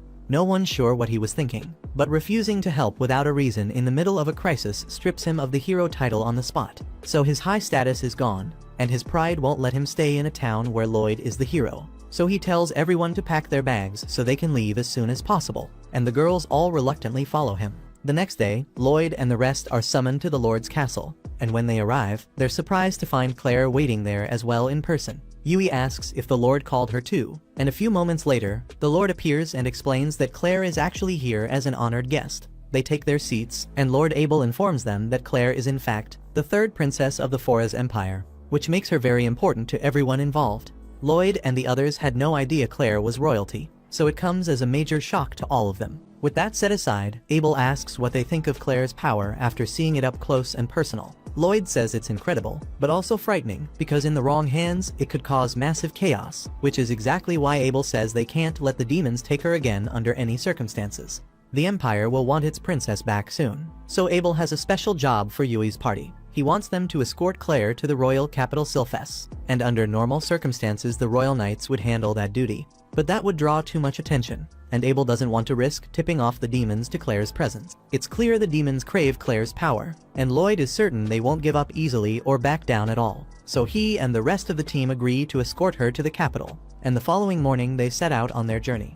While they're on the move, Lloyd checks the map and guesses they'll reach the next town before long, so Cross grumbles about how far the capital still is, saying it's already been 10 days since they left Ishtar. Doggies explains they picked a longer road on purpose just to keep things safer. That's when Claire suddenly lights up and tells Yui the town they're headed to has hot springs, which totally puzzles the sheltered princess. Claire says she's heard about them before, but never actually got to enjoy one. That surprises Yui, who tells her she hasn't really lived until she's tried it.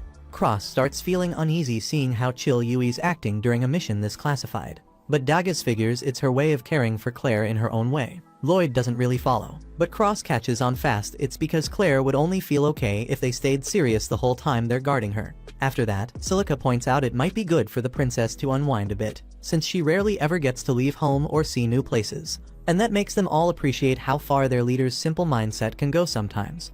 When they finally get to town, they waste no time and head straight to the hot spring like Yui suggested. Yui and Silica jump right in and don't even think twice about how weird it is that no one else is there. Claire, meanwhile, is still nervous about taking off her towel since she's not used to bathing with others, and the whole thing feels a bit awkward. Silica and Yui get it, but they tell her there's nothing to worry about. They're all girls anyway. Claire ends up giving in, but only if they promise not to stare too much. After a short while, Yui's staring straight at Claire, and just as Claire's about to call her out for acting weird, Yui blurts out a compliment on how elegant and slim she looks, says it suits a princess perfectly, but Claire still feels a little self-conscious since she doesn't have curves like Silica. Yui's chest is pretty full too, but Silica jokes that it's just because Yui's been stuffing her face with sweets lately. Yui jumps up ready to argue, then remembers how much meat and dessert she's had these days, so she can't really deny it. Still, she doesn't love being teased about it, and while those two go back and forth about boobs, Dagas, Cross, and Lloyd are on the other side of the wall scrubbing each other's backs,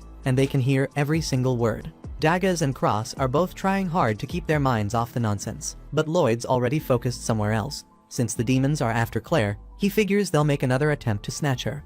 A massive invasion inside the kingdom is unlikely, but sending in a smaller elite squad sounds a lot more realistic, so Lloyd needs to think of countermeasures. The plan was for everyone to stay here one night and leave the next morning, but Lloyd calls a meeting and tells the party he wants to remain in this town a few days longer because he has preparations to make. Dagas speaks up saying he also wants extra time since he's planning to upgrade his gear, and Silica adds she could use the break to practice her spells a bit, so she's fine with it too. Cross shrugs, doesn't really care either way, and says it's up to Yui, but with most of the group in favor of sticking around. Yui agrees to delay the departure a few days so everyone can get what they need done. When morning comes, Dagas heads out to check the weapon shops across town, but after searching most of the morning, he still hasn't found what he's after. While he's walking through the streets, he spots Yui and Claire near a boat, looking like they're about to go sightseeing. Yui calls out and asks what he's up to, so Dagas explains he's been hunting for a new shield since his current one is worn out, but he hasn't had any luck finding a replacement. He says he's already gone through every weapon shop in the city. Claire remembers passing by a shop tucked away in one of the alleys, but the place looked kind of shabby, so she's not sure he'll find what he's looking for there. Dagas then decides to give it a shot and makes his way to the spot. Once he steps inside, the place looks deserted at first. He starts wondering if it's abandoned, But then he notices rows of top-quality weapons hanging neatly on the walls, so he's certain he's in the right place. That's when the shopkeeper comes out, and the first thing he does is shout at Daggers, accusing him of being one of the punks who stir up trouble there. Daggers is caught off guard, has no idea what he's talking about, and quickly explains he only came to look around. The old man realizes the mistake, apologizes for snapping, and lets him go on browsing the shelves in peace. While Daggers is checking out the shields on display, a group of rough-looking guys strolls in, and their leader Karen shouts for the old man to come out. Right then, Karen spots Daggers browsing and looks surprised this dump actually has a customer. So he hollers across the shop asking if he's really here to buy something. Daggers doesn't get what these guys are up to, but he answers plain and simple that he's here to pick up a weapon. The second the words leave his mouth, the whole gang cracks up laughing. They assume he must be some nobody adventurer if he's wasting time in a rundown shop like this. But just then the owner appears and he's clearly pissed. Karen flashes a smug grin and asks how business has been lately, though he already knows because he's been messing with the shop every chance he gets. From the way he's talking, Daggers realizes Karen and his crew have been harassing the old man, so he steps forward. Karen's goons warn him to keep out of it, bragging that their boss is in a rank and no one in this town could take him. That might have been true if there wasn't an S-rank shield user standing right in front of them, though Karen has no clue who he's dealing with, and he keeps patting himself on the back for being a rank. Daggers asks why an adventurer with his rank would waste time bullying an old man, so Karen explains he's been trying to buy an artifact from the shop. Every time he shows up, the old man refuses to sell it, saying Karen's not worthy. The owner doesn't want to hand it to someone who'd never unlock its real power, but Karen doesn't care, says he'll just beat the old man until he hands it over. The moment that comes out of his mouth, Daggers steps between them and calls him a disgrace to adventurers for even thinking about that. Suddenly one of Karen's lackeys loses it and swings at Daggers, but the punch is weak, so Daggers grabs his arm and twists it behind his back. He then pulls his shield from storage and slams the whole group straight out of the shop. Karen's left stunned, thinking Daggers was just some low-tier rookie, but Daggers calmly shows his adventurer ID and states he's S-rank. He says he didn't mention it before because bragging about rank is pathetic, and he won't stoop that low. That shit leaves them speechless, and as Daggers shuts the door, they bark threats that he'll regret it. Meanwhile, after all that chaos, the old man makes up his mind, and with Daggers' attention, he says there's a favor he wants to ask of him. At the same time back at the inn, Lloyd is sitting at a table working on his magic when Yui and Claire return from their little sightseeing trip. Yui asks what he's up to, and he explains he's been trying to refine his support spells, though he's also thinking about picking up some new magic. He just hasn't decided what would be worth the effort. Yui suggests maybe he should learn some offensive magic. Lloyd says he could, but he doubts it would matter since Silica's attack spells are way stronger than anything he could pull off. And for once, Yui gets where he's coming from, because finding a mage on Silica's level is nearly impossible. At the same time, Silica is out in the forest pushing herself with training, because in the last fight, if Lloyd and Claire hadn't arrived when they did, she's certain they all would have died. She knows she can't keep depending on Lloyd to save the day, so she's determined to grow stronger, and that means leveling up her spells. She spends hours trying to control a high-tier fire spell, but each attempt keeps blowing up on her. Still, she refuses to quit since this is all part of the process. Back at the inn, while Lloyd and the others drink tea, Yui says it's fair to call Silica a prodigy when it comes to magic. But what really makes her special isn't raw talent. It's her refusal to stop until she masters a spell no matter how hard it is or how long it takes. That persistence is showing right now as Silica keeps drilling her new spell. And at last she begins to see progress. The blast doesn't blow up in her face this time. She's thrilled that she finally managed to keep control, but that excitement cost her, because she slips off the rock she's standing on, loses her footing, and the control over her spell collapses with it. So a massive explosion shakes the forest. Luckily, Silica survives mostly unharmed, and thanks her luck she didn't end up setting the whole forest on fire. But she's frustrated at herself for such a dumb slip-up. Out in public, she's always aware of her surroundings, but when she's alone she tends to relax too much. Her clothes are ruined, so she figures it's better to wrap things up and head back for the day. Just as she's about to leave, she hears movement in the bushes, and her first thought is that it could be a monster. If that's the case, she's screwed since her mana's basically spent. Thankfully, it's only Daggers stepping out from the brush. They both freeze for a moment when they run into each other, and Silica asks Daggers what he's doing out here. He says it's kind of a long story, then explains that when the old shopkeeper mentioned a favor, he brought out a masterwork shield forged by the renowned smith Rians. The piece is called Aegis, and Karen has been trying to get his hands on it because it can block any attack and is practically unbreakable. Daggers can tell at a glance the shield is something special, and the old man says it's so heavy most adventurers wouldn't be able to handle it right, so he refused to sell it to Karen rather than watch a work of art go to waste in the hands of someone unfit. Plus, Karen was a hassle, so even if he were strong enough to use it, the answer would still be no. With Doggas it's different, and the old man says he's willing to give the shield to him. Doggas is taken aback and says it's a lot to give away, and the man says it's fine, but he does have one condition. Since early this morning, people have been hearing strange explosions from the forest, and they're too scared to check it out, so he wants Doggas to investigate in exchange for the shield. Silica knew the blasts were loud, but she had no idea her training was scaring the townspeople that much, and Doggas points to the giant crater in the ground and says it's hard not to be afraid when spells with that kind of force are flying around. After that, Doggas takes Silica to the old man, and she apologizes over and over for the trouble she caused. The man says it's alright since Silica fixed the crater she made, so there was no harm done. He tells Doggas he can take his shield now, but Doggas says he doesn't feel like he earned it since his friend was the one behind the disturbance in the first place. Even so, the man wants him to have it anyway because he respects Doggas as an adventurer. Back home, Silica and Doggas tell the others everything that happened today, and Doggas shows them the shield he was given. They're all impressed he managed to acquire a legendary shield and amazed that Silica already has a new spell under control. Yui then asks her to demonstrate it later. Seeing Doggas and Silica raise their capabilities so much in one day makes Lloyd want to push even harder to keep up, and Cross feels a bit left out since he didn't do much today. Yui says there's no point in rushing, since she's sure they'll all keep getting stronger, and in the meantime she says it's time to get some food, so she drags Claire and the rest so they can go to a restaurant together. The following morning, Cross takes a stroll through town, deep in thought about how he can push himself to get stronger. He can't afford to fall behind the others, but grabbing a new weapon or training in the woods won't change much for him, so he doesn't know what move to make. Right then, a young kid bumps into Cross and quickly apologizes, but Cross tells him not to sweat it since it's no big deal. He notices the boy is wearing an adventurer tag around his neck, so he asks if he's registered with the guild. The boy nods, and once he hears Cross is an adventurer too, he admits he has a request and wants Cross to join his party. Normally, Cross would have turned him down, but the kid looks so desperate he can't bring himself to refuse. Besides, he's got some free time, so why not? The boy introduces himself as Lin, then brings Cross over to the Adventurers Guild so they can get started. Cross sees that Lin's carrying a bow and arrows, so clearly he's an archer too. That makes him wonder why Lin has been wandering around without a party when archers really aren't built for solo work.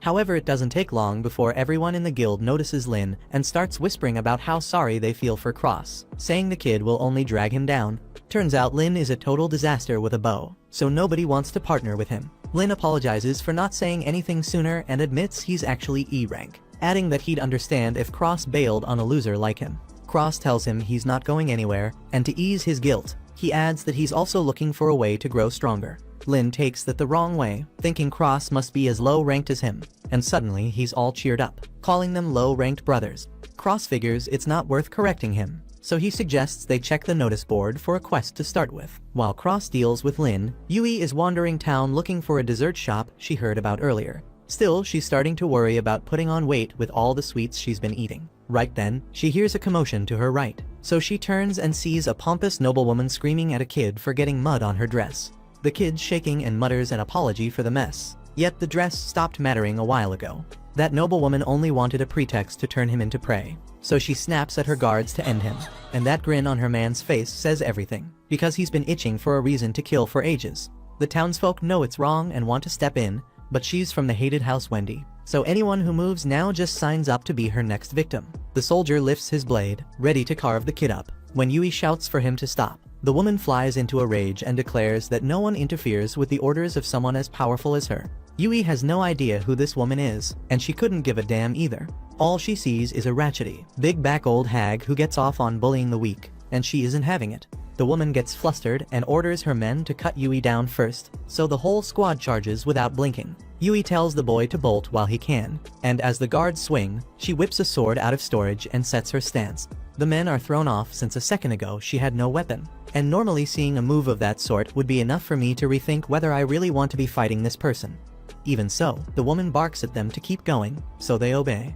At the same time, Cross and Lin are out on their first assignment, aiming to wipe out a batch of red slimes. Cross figures a mission of this sort should be easy to clear, even with Lin's abysmal aim, so he pulls his bow from storage and lines up a shot. However, he slips and forgets he's posing as low rank. So when Lin notices the storage trick, Cross smooths it over and says it's just a basic spell a friend taught him. Anyway, time to handle the slimes. So Cross sights in and sends a few arrows clean through the cores of 3. Lin says Cross is amazing, but Cross tells him he can't just sit and watch, so he should try putting a few shots in too. Lin nods and gives it his best, loosing a handful of arrows at the slimes, but he's aiming worse than my ranked teammates, so getting him up to speed is going to take forever. Back in town, Yui is still trading blows with the guards, and the noblewoman can't process why her men keep failing against a single girl. The crowd eventually puts a name to the face, recognizing Yui as the sword prodigy who hit S rank at 16. So the onlookers finally get why the guards can't put her down. And to be real, she's probably holding back so she doesn't end up killing anyone by accident. Yui tells the noblewoman it's time to quit, but the woman still has one trick ready, so she gives a tiny signal to the mage hidden in the crowd. At that moment, a magic circle flares under Yui's feet, and in the next beat chains of sorcery snap tight around her.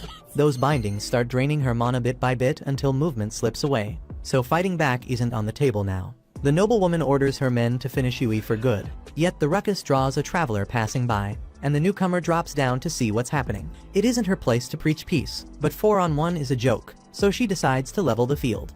It looks like she only takes a single step. Then in the very next instant every one of the noblewoman's guards collapses unconscious as if someone unplugged them. Yui is the only set of eyes that tracks it, since in that split second the woman blazed behind each guard and returned to where she started. She was so fast she could have taken a nap and been back before anyone blinked. And while Yui generally avoids taking lives, this woman has no issue bringing back a head or two as a souvenir if pushed, so when she leans in and lays down a threat, the noblewoman drops in a dead faint. With the skirmish done, Yui thanks the stranger for the save, then adds a favor she's been holding on to. The woman's speed is insane, so Yui says she wants to learn how to reach that level. The woman answers that Yui is already frighteningly strong for her age, so there's no need to rush growth. But Yui explains she has her reasons. There's a white mage in her party named Lloyd, and he's the real deal, so she needs to get stronger to make sure she isn't dead weight on him. The woman stiffens at Lloyd's name. Then it clicks that Yui must be the leader of the party Merlin talked about.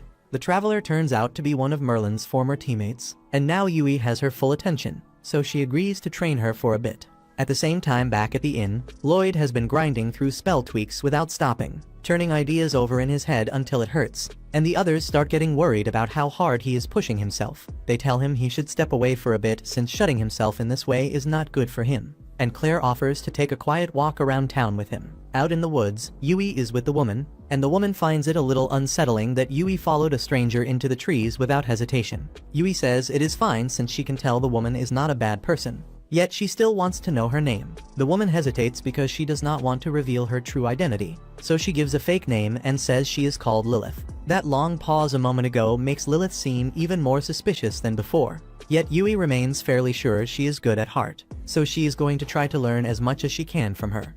Speaking of learning, Cross is trying to teach Lin how to use his bow the right way. After a few pointers, Lin actually manages to graze one of the slimes, which counts as real progress. So Cross asks him to try aiming for the core next time. Lin says he understands, pulls the string back again, and this time he manages to destroy the slime's core. Cross is amazed because he honestly thought Lin was hopeless at first, yet he turns out to be a surprisingly quick learner.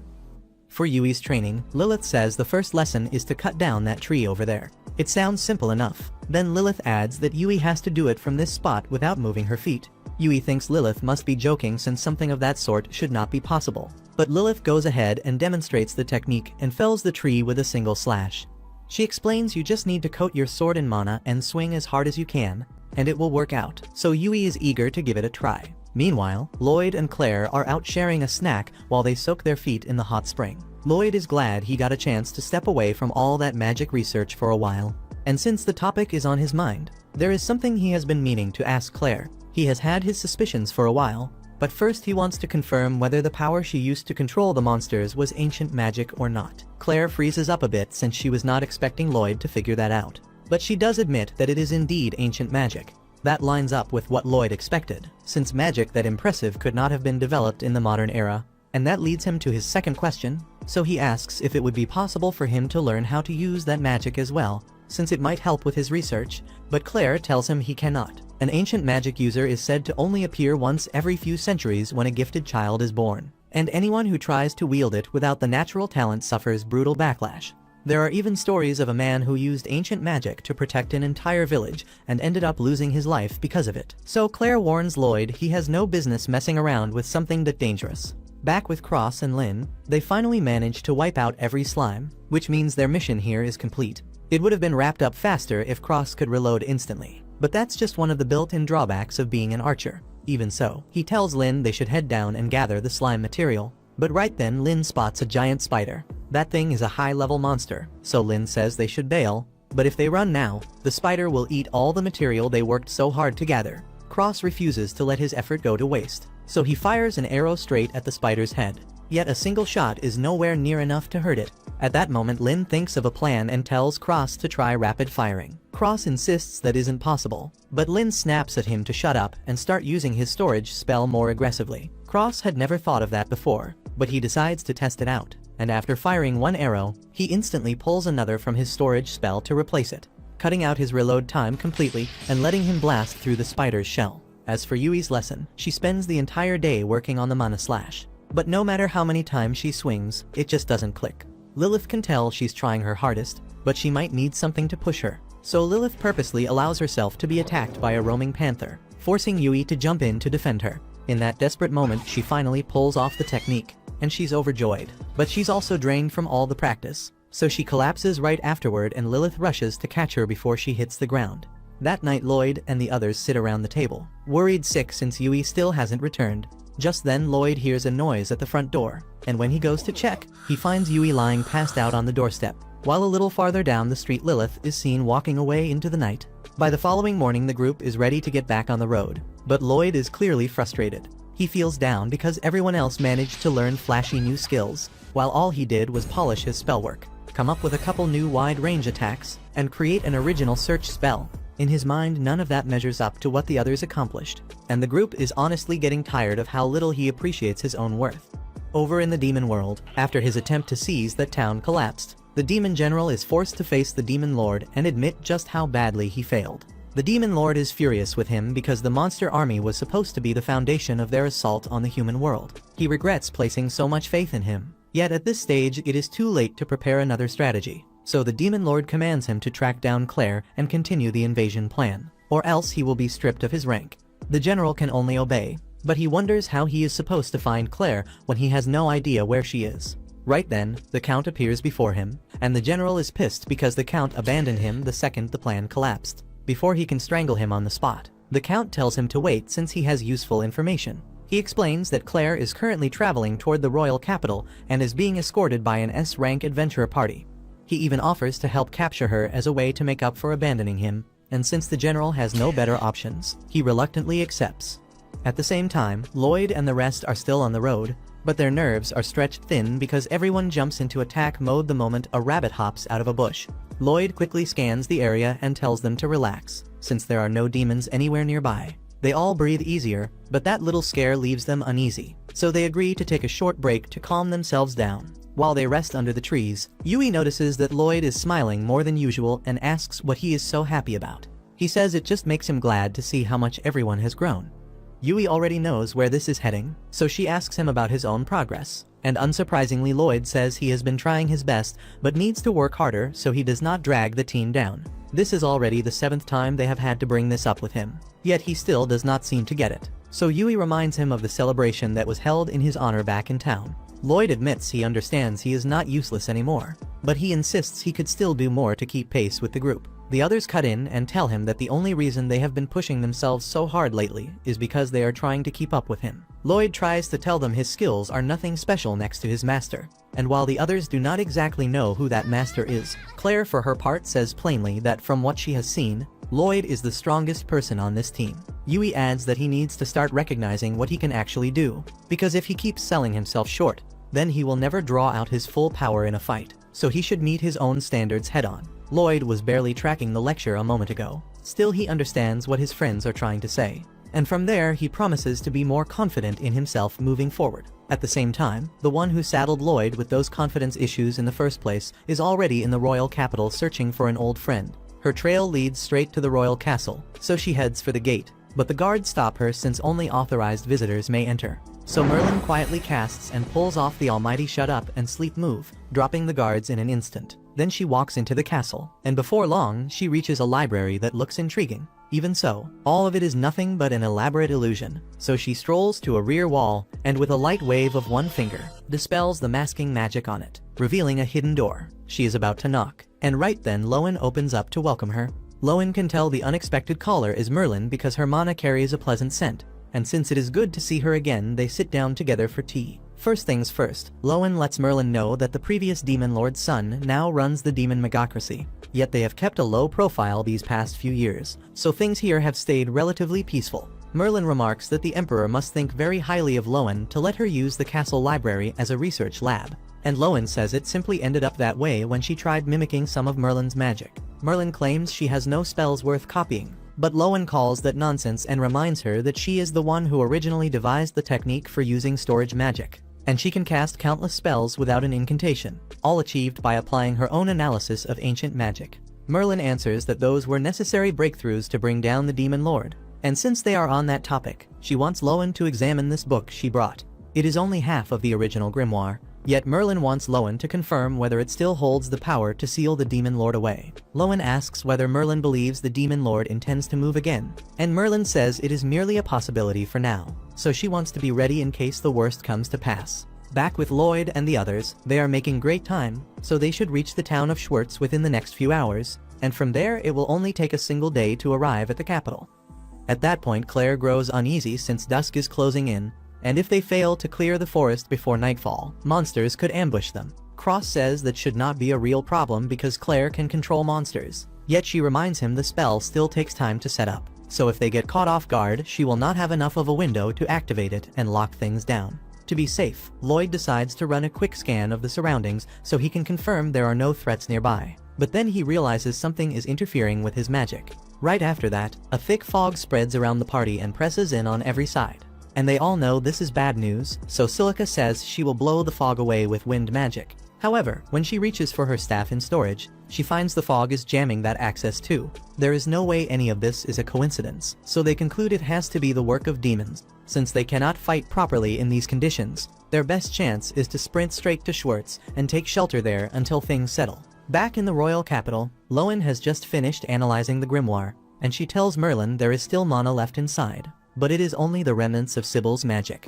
Merlin is relieved because that means they still have a chance, and that is good enough for her. So from there she tells Lowen about Lloyd and the fact that he has the potential to become a chosen one, just as she and Sybil were in the past. The reason she is so sure comes from the incident in his childhood when he picked up the grimoire and the book reacted the very instant he touched it, which means he must be compatible with the magic sealed inside. Once Merlin learned that Lloyd was a chosen one, she decided to raise him so he would grow stronger than she or Sybil ever were. And to reach that goal she constantly gave him tasks that were beyond his ability. It was an effective way to force growth. Still, Merlin now realizes that non-stop training and belittlement is not a good way to raise a child. Eventually Lloyd ran away from home, and now he is traveling with an S-rank party, escorting the Beast Princess to the capital. It has been ages since Merlin last saw him, and she truly misses him, which is part of why she came to the capital in the first place, so she can sit down and talk to him once he arrives. On Lloyd's side, he and the others reach Schwartz at last, yet the streets feel oddly empty and still. Since the fog here is thinner, Lloyd boosts Silica's mana just enough for her to pull her staff from storage, and right after that she sweeps her wind magic across the square to blow the rest of the haze away. As the air clears, the group spots a cluster of demons standing right in the middle of town, staring the party down in the open. Claire immediately recognizes Giliste as the one who abducted her before, and it is obvious he has come to snatch her again, so Lloyd tells everyone to gear up for a fight. He puts daggers on guard duty to keep Claire safe, while Cross climbs the tower to provide overwatch, and from there the others will handle Giliste's troops head-on without delay. Yui opens by carving through a pack of demons with a mana slash, and Silica would love to drop a flame burst to erase the rest, but the blast would roast allies too, so she sticks to standard fire shots. Fortunately, Cross makes up for the missing firepower by dropping a couple more demons with clean arrows, yet when he lines up on Giliste his shots bounce off. Yui steps in again and tries to cut Giliste down with another mana slash, but he barely reacts and drives straight for Claire. Dagas meets him and turns aside the strike, and Yui tries to cash in on that opening by slipping behind him, only for her blade to fail to connect for a reason she cannot see. At that point Lloyd realizes Giliste is wrapping himself in mana as armor, and Giliste is impressed he caught on so fast, so he assumes Lloyd was the one who interfered with the attack on Ishtar. He rockets into the sky and winds up to strike at Lloyd. And since the range is perfect, Silica fires a flame burst right away to intercept him. That is the strongest spell she has, yet even that fails to pierce Gilist's mana armor. He is still intact, and their options are thinning. The remaining demons begin to close a ring around the party, and then ice magic erupts up from the cobbles, freezing every demon in the area solid. The caster is the ice hero Thurian, and he states he is here to ensure Claire's safety and keep her out of enemy hands. Up on a nearby cliff, the Count starts to worry his scheme will fall apart again, so he prepares to spread more magic dampening mist. Before he can act, Willie steps into view and interrupts him. The Count is surprised that anyone managed to track him all the way up here, so he asks what he wants, and Willie says the mist he is making is a real inconvenience, so he came to cut it off at the source. Back in the city, Thurian drops from above to meet the others, and he tells them they are ridiculously weak for S-rank adventurers, yet he will give them credit for keeping Claire safe up to now. Claire runs over to him with real excitement, and when Lloyd asks who the man is, she explains that he is her childhood friend Thurian, the ice hero. The others are surprised to learn that Thurian is a hero, and Lloyd adds that this would mean he is the emissary sent to collect Claire. That is not the case. In fact, Thurian technically is not supposed to be here, but he could not stand the idea of leaving Claire's safety to a bunch of lousy adventurers, so he showed up anyway. Claire tells Thurian that talking that way to the people who saved her life is not nice, and since he clearly has a soft spot for her, he calms down for now. Right then, Gilist breaks free from Thurian's ice, so Thurian tells everyone to stand back because he will handle this on his own. He sends another ice strike toward Gilist, but it barely has any effect, so Thurian understands he must take this fight seriously if he wants to beat him. Gilist is impressed with Thurian's skill, because not only is he casting without a chant, he is also using his own body as a catalyst without freezing himself solid. Thurian explains that his body has an affinity for all ice magic, and it has been that way ever since he was born. Even so, there is no point explaining the details to Gilist because he is going to be dead soon, so he keeps it short. Thurian then drops a large cluster of ice on top of him, and that actually scares Gilist enough to dodge, which confirms he can still be damaged. Afterwards, Thurian proceeds to launch a destructive barrage of ice at Gilist, forcing him to run all over the place to dodge. However, Lloyd notices something happening around Gilist's fist, and he soon realizes that he is preparing a concentrated mana punch. He knows how destructive that technique can be, so he warns everyone to take cover. But it is already too late for Thurian. Gilist has already closed in on him, so the only thing he can do is respond with an ice-infused punch, and the resulting blast is so devastating that Willie can feel it all the way up on that cliff. He had no idea Gilist had a trick of that sort up his sleeve, so it really catches him off guard. And while he is distracted, the Count manages to escape. Back in the town, Lloyd checks on everyone to make sure they are all right, and he can still sense the consciousness of his party members. Even so, he has no idea what happened to Claire and Thurian. He starts looking around for them, and to his horror, he spots Gilist with Claire in his arms, and he has already gotten an airship to escape with her right then. Thurian pulls himself up and shoots an ice pillar beneath his feet, trying to chase Gilist down and snatch Claire back, and for a moment, it looks like he might just make it. But his ice was never meant to reach that high, and sure enough, it shatters beneath him, sending him tumbling. Even for someone like him, a fall like that could be fatal, so Lloyd quickly tells Silica to use an air cushion. Thanks to Lloyd's fast call, Thurian lands in one piece, but he's still desperate to go after Claire. Lloyd stops him, pointing out that the airship is already at cruising altitude, and there's no way he can catch up now, so the best shot they've got is letting Lloyd handle it. Thurian is pissed that Lloyd thinks he can do a better job saving Claire, but the others remind him he already tried and failed, so honestly anyone has a better chance at this point. Plus, if it weren't for Lloyd's directions just now, he would have been a bloody mess on the ground, so maybe he should show a little trust. Thurian realizes he's out of options, so he reluctantly agrees, warning Lloyd not to slow him down. Lloyd thanks him for putting his faith in him and says he's got a plan to get Claire back. But it's going to take a hell of a lot of Thurian's power to pull it off. Over on the airship, Gilist is busy praising Count Michel for creating such an incredible vessel. He wonders why Michel didn't just unleash this thing from the skies back during the invasion of Ishtar. But Michel explains that it's still a prototype, and this flight is its first real run. That makes Gilist a little uneasy, but Michel assures him it's safe. There's no chance of a sudden failure, because he finally found the perfect power source, a fragment of the former demon lord's body. That leaves Gilist stunned, so he presses for details. Michel explains that after the last demon lord was defeated, his body was destroyed, but Michel managed to claim a fragment that still carried immense magical energy. By analyzing its life force, he discovered a way to pull out near infinite mana.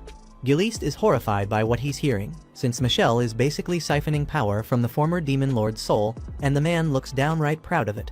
Michelle says he wants to witness all kinds of curiosities in this world, especially the sight of monstrously strong creatures, and just imagining them all under his command has him way too excited for comfort. Giliste stares at him in disgust, realizing this bastard is crazier than he is. Before the Count can spew anything else outrageous, an alarm blares, and both of them turn to the monitors to see Lloyd and the others closing in. They manage to climb this high using Thurian's ice in tandem with the anti-gravity magic Lloyd picked up recently. He still needs to iron out some bugs since the range stays limited. Yet for this setup it works perfectly. The group eventually boards the ship and demand Claire's release on the spot, so Giliste sprints to the top deck to face them. Their persistence amazes him, but he has no intention of letting Claire go, so he lunges to attack. In a split second, Lloyd snaps enhancement magic across the whole team at once, and everyone slips aside to avoid Giliste's first swing. Thurian counters, but his ice blade shatters on contact. Giliste's mana armor is every bit as tough up here as it was on the ground, but Lloyd already has a plan for that. While Giliste is focused on the others, Lloyd quietly tags him with a small spell. Then Lloyd gives the sign to dogpile him, and they unload with everything they've got, forcing Giliste to keep refreshing that armor again and again. Progress is slow, and Thurian gets hammered into a wall hard enough to rattle the deck. Giliste laughs at the idea that Thurian and the rest expected to beat him with such weak strikes. Thurian answers that punching through the shield was never the point of those hits. Giliste does not care what that means and surges forward to finish Thurian with a condensed mana punch. Dagas throws himself in front to block, and then something bizarre happens. Giliste's arm flash freezes and snaps apart into dozens of shards. He stares in disbelief because none of Thurian's blades ever landed, but Thurian explains that what just took the arm off was not a normal blow at all. That is the result of severe frostbite stacking. Earlier, Lloyd slipped a spell onto Giliste that dulled pain, so he would not notice his body freezing up. As for how Thurian managed to freeze him in the first place, from the very start, Thurian kept a steady stream of cold drifting toward Giliste. Under normal circumstances, Giliste would have walled that out with his mana armor, yet he was so busy fending off the rest of their strikes that he failed to notice the slow bite of the chill working through him. Everything unfolds exactly the way Lloyd drew it up, and with one arm gone, Giliste has no real shot against the team. Lloyd demands that he hand Claire over immediately, and Giliste, rattled by the thought of losing, spins on his heel and bolts for the lower deck. Once below, he barks at Count Michel to release every monster locked in those cages. Michel reels at the order because he already warned Giliste that those creatures are terrifying and still not fully under control. Letting them loose now would be a terrible call. Yet Giliste is already fumbling with the lock to pop it open. The others come charging after him, and the moment Thurian spots Claire, he demands her release. Instead, Giliste throws every latch and unleashes the Count's captives. He orders the monsters to tear into Lloyd's crew, only for one of the snakes to snap at him instead. Michel had said earlier the control system was not perfected, which means the monsters are not taking commands from anyone right now. Even so, Michel did stash a special prototype for a mess exactly like this. He yanks it out from beneath the floorboards and fires up a magic crystal that emits a pulse to seize the minds of the beasts. The monsters freeze for a moment under the signal, and Thurian uses the opening to reach Claire. He gets to her cage and frees her by flash freezing the shell until it cracks apart. By that time Michel is already pushing commands through the device and driving the creatures at Lloyd's group.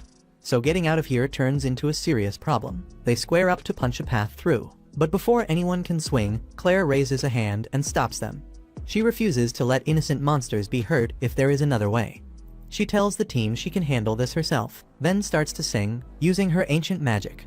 Right on cue, the monsters lock up the instant her song reaches them. Claire's tune needs about 30 seconds to take hold, and the Count could have tried to shut her down in that window. But he was too thrilled to witness ancient magic at point-blank range, so the only thing on his mind was recording every note. While she keeps singing, the Demon Lord fragment begins to stir, and a moment later, the whole ship lists hard off course. Michel realizes something is off and dives into troubleshooting, since at this pace, his pride and joy could nosedive. He wonders for a beat if the beasts Claire calmed might be the cause, yet that angle falls flat.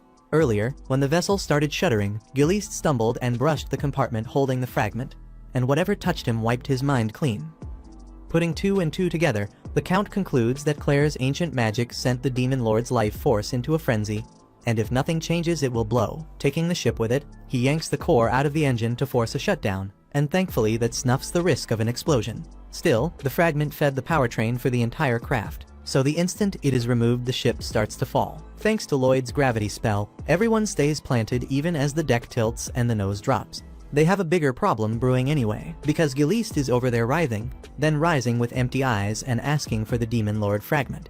Michelle pauses, thinks it through, and decides Giliste must have turned into a vessel. Handing over the fragment promises something wild, maybe the breakthrough he craves, so he goes for it and flicks the shard straight at Giliste's head. Within moments a sphere of dark energy blooms around him. That field drags every nearby monster inward and drinks their life force dry, and inside the shell the fragment settles in, gearing up to awaken inside Giliste's body. Claire drops to her knees in despair as the cries of dozens of monsters fade while they are drained to husks. A few seconds later the black bubble collapses in a flash of light, and what stands there is an abomination born from Giliste fused with all the other creatures. Lloyd recognizes the thing as a chimera from a book of Merlin's he studied a while back, basically a beast that carries multiple lives inside a single body. Claire's heart sinks seeing those innocent creatures twisted into something so grotesque. But the Count, on the other hand, lights up with delight because this outcome is even better than anything he had pictured. He steps in too close, the monster lashes out, and one swing cleaves him clean in half. Even on the brink, the only thing on Michelle's mind is how fascinating the specimen is, and a heartbeat later he dies with a smile. Lloyd and the others are stunned that he went out grinning in a moment like this, but there's no time to dwell on it, because they now have to deal with the monster and come up with a plan fast. Unless they want to end up the way Count Michelle just did. Over in the capital, Merlin and Lowen stroll the halls, and Lowen asks if she plans to stay the night. Merlin says there is no alcohol here, and she gets depressed if she is not drunk at night, so she is heading to a local pub instead. Right then, they notice Willie by the entrance, and Lowen lights up since it has been a long time, while wondering how he slipped past the guards. Willie says not to worry about that, because he has something important to discuss, and Merlin can tell it is serious, so she asks Lowen to head back into her room so they can talk in private. Back on the airship, the group squares up against the Chimera, and Daggaz steps forward to shield everyone. Lloyd tosses a defense boost on him, and when the Chimera swings, Daggaz manages to block while staying in one piece, but he will not last if this keeps up. To make matters worse, the ship is still nose-diving, so a crash is only a matter of time. Lloyd stays oddly calm, but the others start to panic, and Cross says they should get off the ship as soon as possible. Claire does not want to abandon the creatures, since they were forced into that thing, but Thurian tells her it is too late to save them. They move for the exit, and the Chimera cuts them off, leaving them stuck on the deck.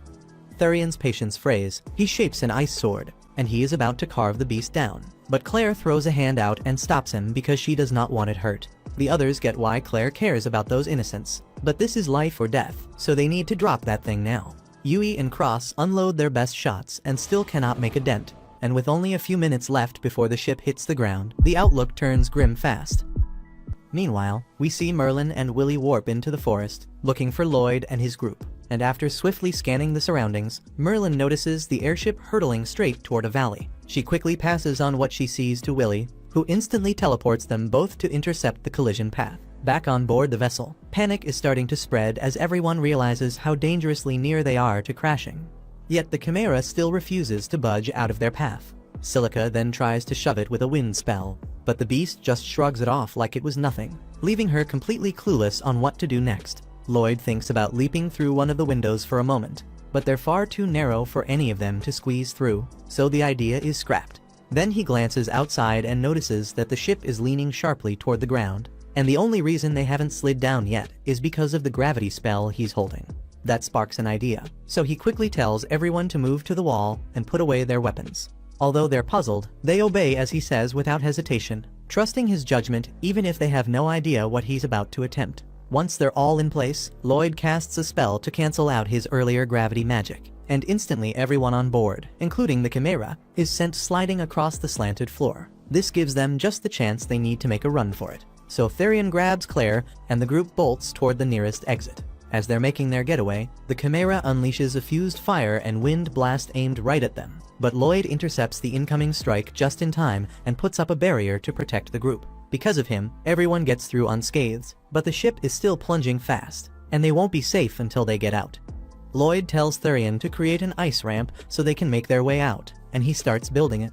But before the platform is finished, the Chimera bursts through the lower deck, engulfed in an inferno.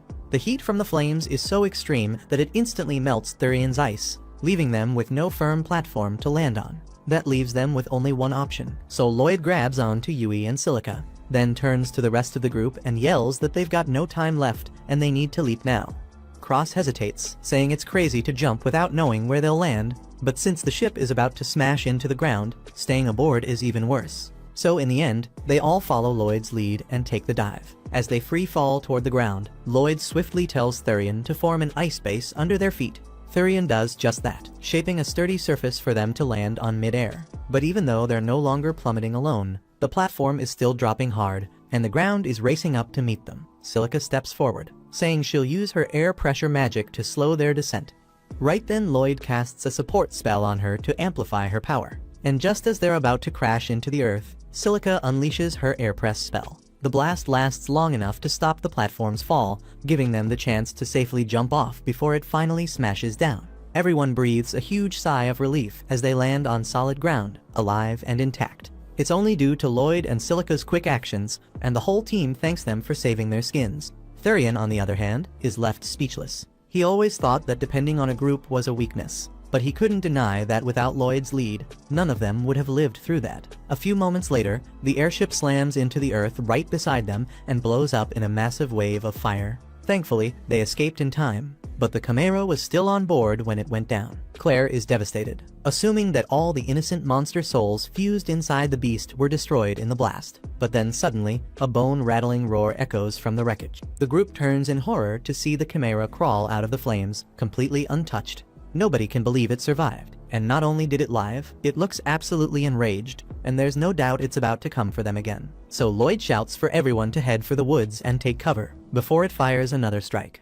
At the same time, Merlin and Willie show up on a nearby mountain ridge. Merlin instantly pinpoints Lloyd's location, and sees him down in the forest with his squad. She watches them slip into cover and wonders what the hell he's planning. Back in the forest, Lloyd's squad is in full panic mode, unsure what to do next, because none of them has ever faced anything like this before. But Lloyd thinks he might have a plan, and he remembers when Claire used her ancient sorcery aboard the ship to calm the beasts, and how it triggered a reaction in some of the Count's leftover spellwork. And that was right around when Giliste started acting strangely. Lloyd recalls Giliste muttering something about a demon lord Shard, so he figures that Shard might have awakened and begun searching for a host to revive the demon lord. That would explain why it absorbed all those creatures into the Chimera. Even so, what he can't understand is why the monster keeps pursuing them so aggressively. Yui raises the idea that it might be after Claire, since even though Giliste's body was consumed, his twisted mind might still be buried somewhere inside.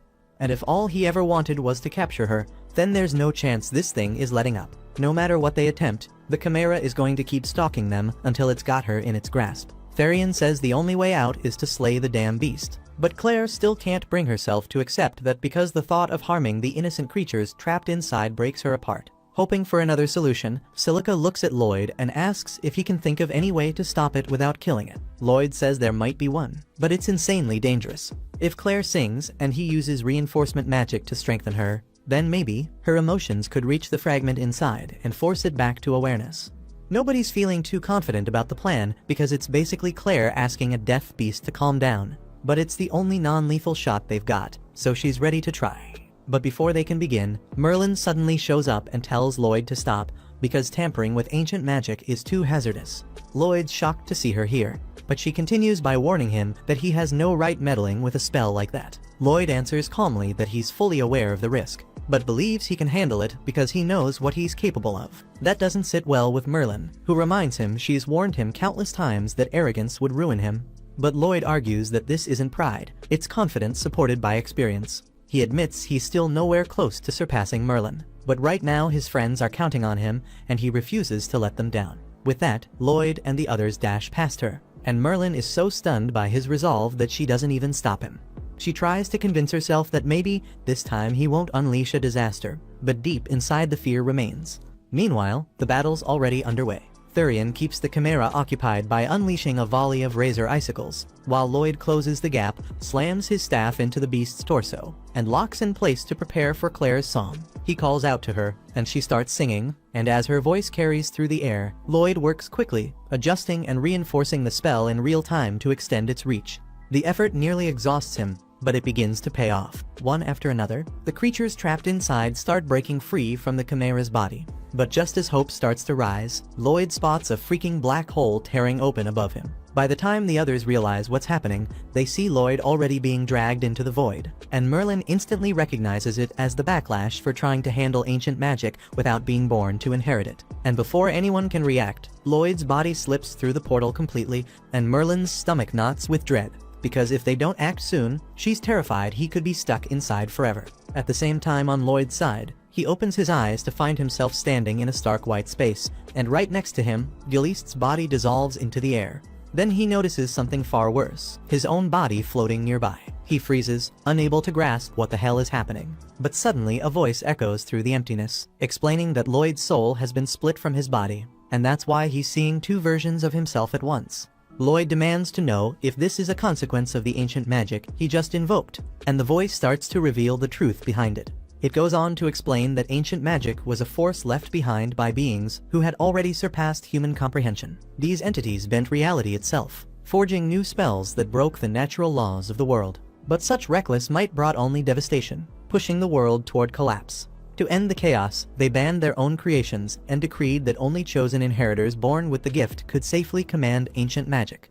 And to safeguard the world, they cast a massive binding spell across the entire planet, so that anyone daring to use ancient magic without that birthright would lose control of their mana and self-destruct. The man now speaking to Lloyd introduces himself as Sybil, the legendary healer, who once fought beside Merlin as part of her old party, and the only man in history who managed to wield ancient magic without being an inheritor. Sybil then recounts what happened at the end of their journey. In their last battle against the Demon Lord, victory was close at hand. But the Demon Lord detonated his own body, obliterating Sybil, his allies, and the entire city around them. Merlin has carried the guilt ever since because foreseeing and countering such an attack was her role and she failed. Yet in his dying breath, Sybil broke the laws of existence, using forbidden ancient magic to blur the line between life and death, reviving everyone who died in the blast. But the price was his own life. Sybil admits it's far too late for him because he's been gone for years. But for Lloyd, there's still a chance. The tear in the world's barrier hasn't closed yet, and if Lloyd acts quickly, he can still make it back. But Lloyd has no clue how the hell he's supposed to pull that off. So he asks Sybil what to do. Sybil tells him it's simple, just concentrate on the people he wants to return to. Right then, Lloyd hears the voices of his companions echoing from outside the portal, all of them shouting his name. Without hesitation, he lunges forward, pushing himself through before the rift seals completely. As he does, Sybil's figure flickers and fades for good. Outside, everyone's panic is climbing fast because the portal is shrinking, about to disappear, and Lloyd is nowhere to be found. But just as it snaps shut, he suddenly materializes behind them, alive and intact. Overjoyed, the group rushes straight into him, wrapping him in a chaotic, relieved group hug. Soon after, they make it back to the capital. Yui can't get over the fact that Lloyd's master turned out to be none other than the legendary sage Merlin. Realizing she'd been measuring him against her all this time, she finally understands why Lloyd never acknowledged just how damn strong he already was. And as a reward for their outstanding performance, the team receives a huge bonus from the king, and to top it off, they're gifted an entire mansion to live in, meaning they'll be staying in the capital for a while. That's when Lloyd notices Lowen sniffing at him. She casually remarks that he smells incredible, which is flattering, but also pretty damn unsettling since she just did it out of nowhere. Merlin steps in and explains that Lowen is an old companion of hers with the ability to sense mana by scent. Even so, Lloyd can't help but notice the entire party suddenly goes quiet the second Merlin shows up. And honestly, who could blame them, because to most adventurers, Merlin's less like a human and more like a divine figure, so of course they're nervous as hell. Merlin then walks right up to Lloyd and asks if he'll consider heading back home with her. But after glancing at the amazing friends he's made here, there's no way he can walk away from them. He tells her he intends to keep adventuring in the capital while learning new forms of magic. Plus, living with Merlin is more hassle than it's worth sometimes, and he'd rather stay put. That answer makes her burn with anger and embarrassment, and in her frustration, she ends up blasting the place sky high. Later, the crew settles into the new mansion. Dagus points out that none of this would have been possible without Lloyd, though Lloyd still insists he's not good enough. They can't believe he still thinks that way, but they know that's just who he is. And together, they look forward to whatever adventure comes next. And with that, we've reached the end of the first season. Hope you all enjoyed it. I'll see you in season 2. Don't forget to drop a like, hit subscribe, and smack the bell so you don't miss what's coming next.